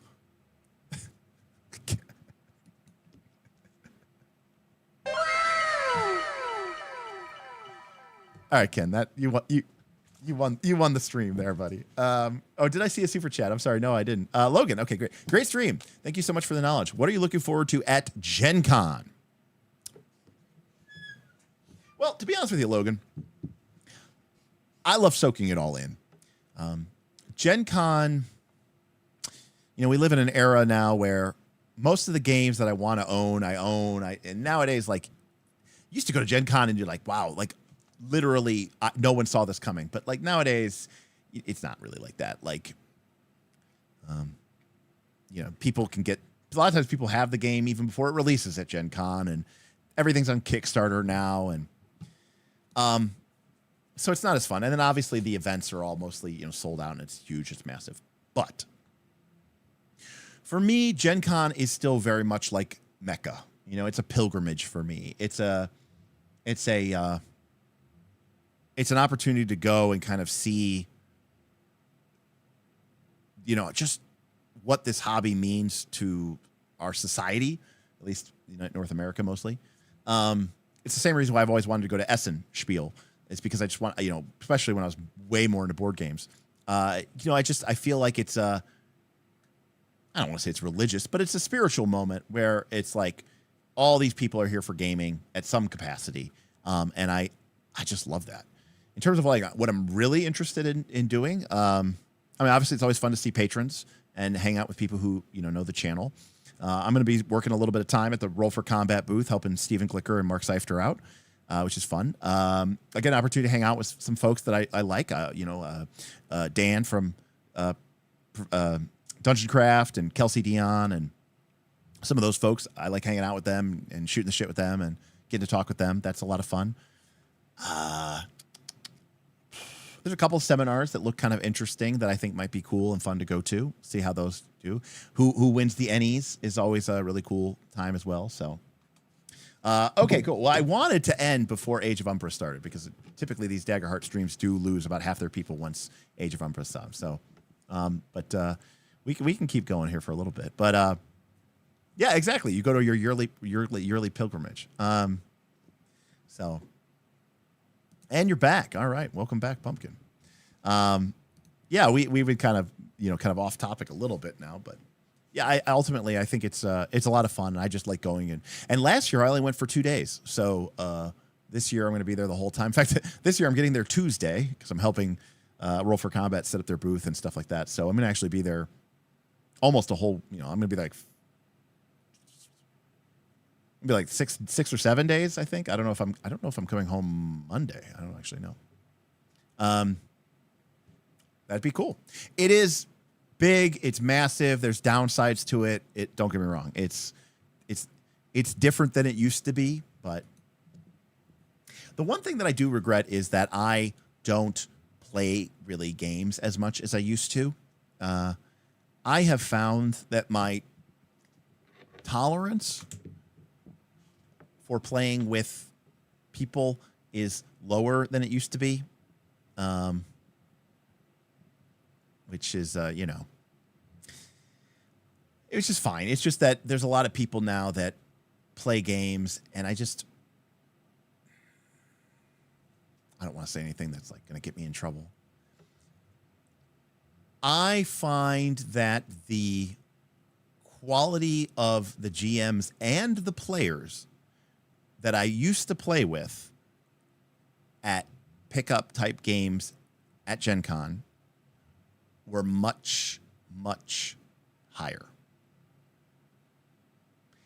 And when it was smaller, a lot of times the demos for a game were being run in the hall by people who either worked on the game or were like directly associated with playtesting the game.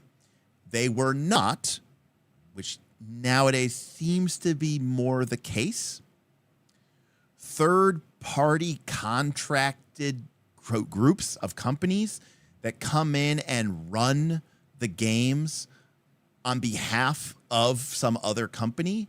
And oftentimes those people have zero experience with this game.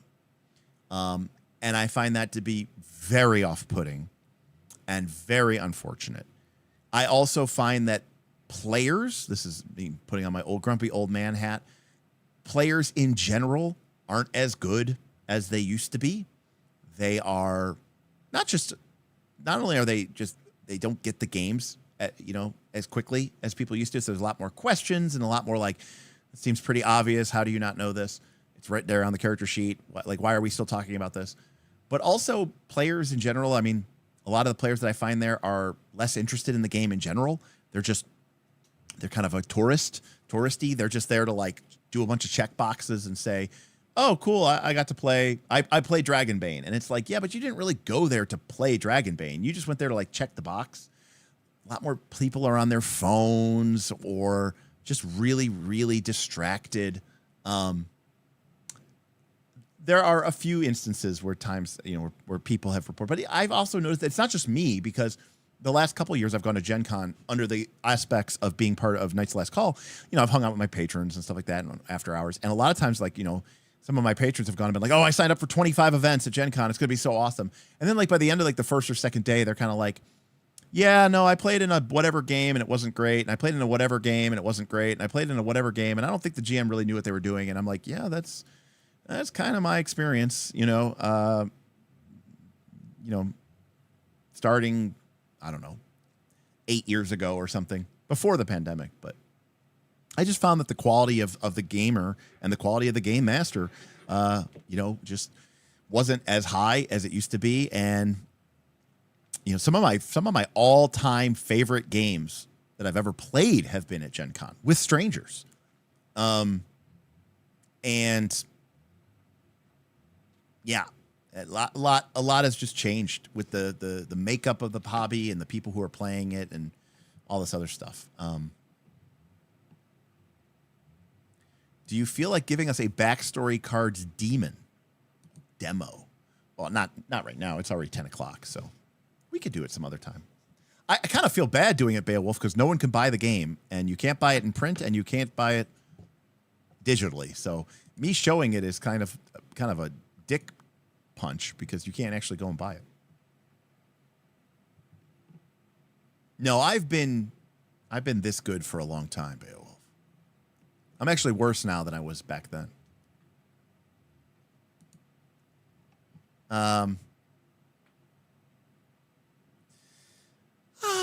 Adam, I don't know if it's always just capitalism. I mean, that's part of it. I mean, part of it is the reality, Adam, which is, okay, let's say I'm Magpie Games, okay? And I release masks, or okay, I'm Magpie Games, and I release Avatar, okay? Cool. Well, I want to run demo for my Avatar game. Cool. Well, Gen Con used to have however many thousands of people. Cool. We'll run games of Avatar, you know, at our booth, or we'll run them in special events with a bunch of people who worked with us on the game. Sweet. Hey, now there's 100,000 people here, and we're going to have 1,000 people playing our game. Well, we don't have 1,000 people who worked on Avatar. We have like 6. So if we want to run games for 1,000 people, we're going to have to bring in some outside support. And that means just, you know, picking people off the internet or hiring companies to do it, and paying them to do it, or giving them free badges. And unfortunately, that can lead to bad motivations, where you have people who are like, I'm only here running this game because I'm getting paid to do so. And, you know, I don't want to like toot my own horn, but me, Mark, and Steven ran the Roll for Combat booth at PAX East, which is, you know, obviously mostly a video game and nerd culture con, not a huge RPG con by any stretch of the imagination. It's not even a particularly big con. But we sold a shitload of books, and rightfully so. We know what these books were about. We could tell people. I could tell people why I thought this was cool, why this was neat, why I hated the mechanical maitre d', why I hate Pokemon, but I love Eldamon. And, you know, obviously Mark is there and Steven's there, and they can obviously talk up their books as well.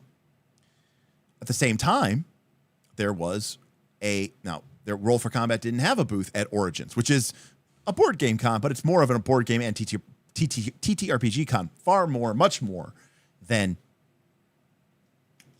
PAX is. They did not sell a lot of books. And I went over to the booth and I talked to the woman that was working there. And she was some company that also runs events. And she was like somebody's daughter that just like, hey, come make a couple bucks this weekend, you know, running this booth. And she didn't know anything about the game. She didn't know anything about PF2 or 5e. In fact, one of my patrons was at the booth and had to like point out that somebody was buying the wrong book. And they were like, oh, some of these books are 5e and some of these books are PF2. So I find that sort of symptomatic of the buying experience, but I also find that to be symptomatic of the playing experience as well. And I think that's kind of problematic. And that is why I mostly stay away from running or playing in those events at Gen Con.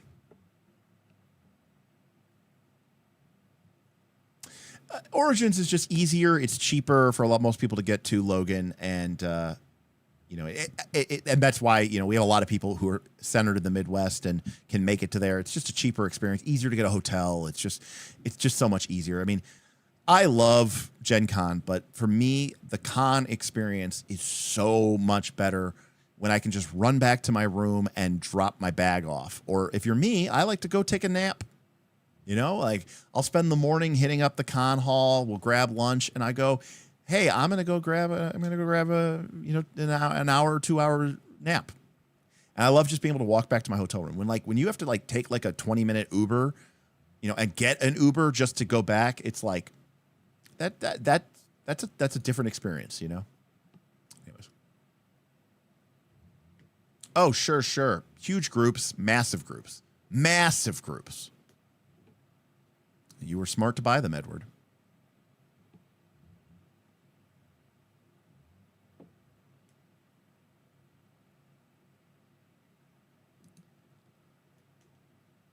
Adam, I do not know. That is a great question. Adam says, I guess the question for me then is, why do you need more people to play it? If you could seriously get the word out and live demos of your play via technology, is there a need to hire outside companies? It just feels like the third-party contractors are in service of more presence, but only because their neighboring booths also spent the money to get in front of those same people, so it's turtles all the way down. I mean, I don't know. I don't run a game company. I've never hired people to run my game. I couldn't tell you.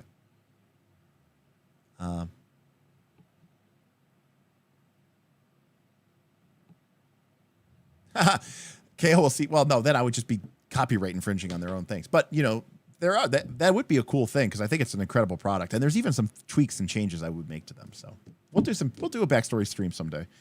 Backstory card stream. But we're also going to do another Daggerheart video. I'll probably talk about Spotlight, dynamic Spotlight management, and make a quick, 10, 15 minute video like I did years ago. And just talk about that fairly quickly and focus. I know a lot of people have asked about that, so definitely we'll do that. And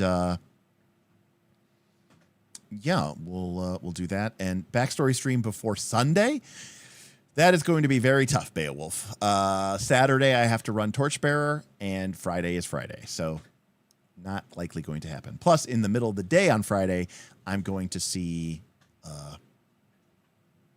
Superman. So if I could do it at all, it would be like Saturday afternoon, but I'm probably not going to do that because I have to run Torchbearer. So probably not going to happen, unfortunately. And also, you're a day ahead of me anyway, so I don't think that would work either way.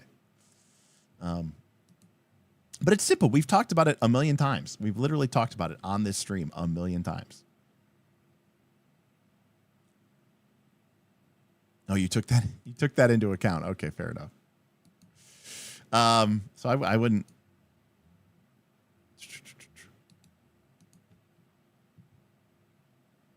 Yeah, I mean, there's a lot of people that are confused about a lot of things. Initiative is one of them. Spotlight is another one. To be fair, my idea for Spotlight management is deliberately different than what is in the book. And I have said this before, and I'll say it again. I think what is in the book is a recipe for disaster. And I say that as someone who has run a lot of PBTA and also has played games with popcorn initiative systems. And or even just 5e or Dragonbane, like where since you can delay, it's this like, okay, well, who's going next and who should go next? And well, I was going to do this and I was going to do this and I was going to do this. And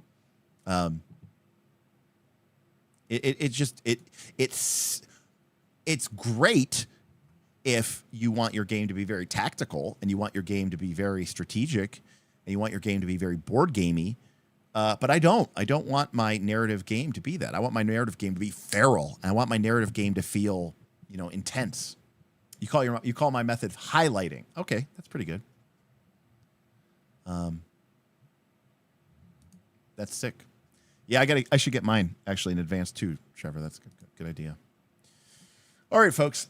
Well, if you're not already, you can maybe go watch Age of Umbra. Otherwise, I really appreciate y'all stopping by here. Again, don't overthink it. Don't overdo it. The system has a lot of great tools for you to be able to run your prep.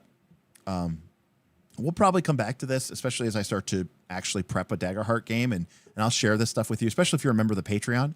And we'll kind of learn from this together. But like the long and the short of it is, just pay attention to what your players are doing, ask questions, build on the answers. I mean, that's really what it comes down to. And you're not only doing that on a moment-to-moment, scene-to-scene level, you should be doing that on a session-to-session basis as well. And if you get really, really good at it, you could literally spend very little time at all, especially if you're very comfortable winging a monster on the fly or just pulling something out of the bestiary, reskinning it as need be. And again, remember, this is not a game about the balanced fights and the mechanics. Again, if you fuck up and create like the most broken character or monster of all time, at worst, everyone dies and they choose avoid death. So, and you might even say, hey guys, that was kind of like almost like a you're supposed to lose this fight kind of moment. So I'm not going to have you guys roll for scars. Like it'll be kind of like you guys got your butts kicked, but it kind of wasn't your fault because I kind of made that thing completely ridiculous and that was way too much.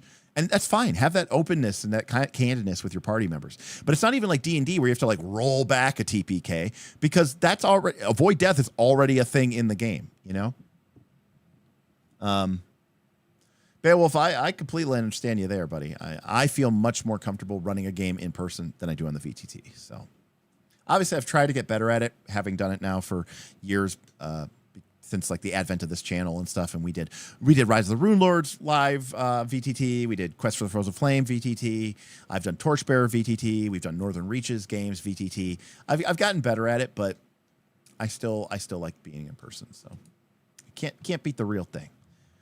All right, everybody. Well, I don't know when we'll be back next. Again, I kind of have a busy next couple of days, possibly Sunday. We'll see what's up. Again, I want to stream a couple more times, get some good streams in before I go to Gen Con. I'm going to be a little busy. Hopefully we'll stream for Gen Con, but no promises yet.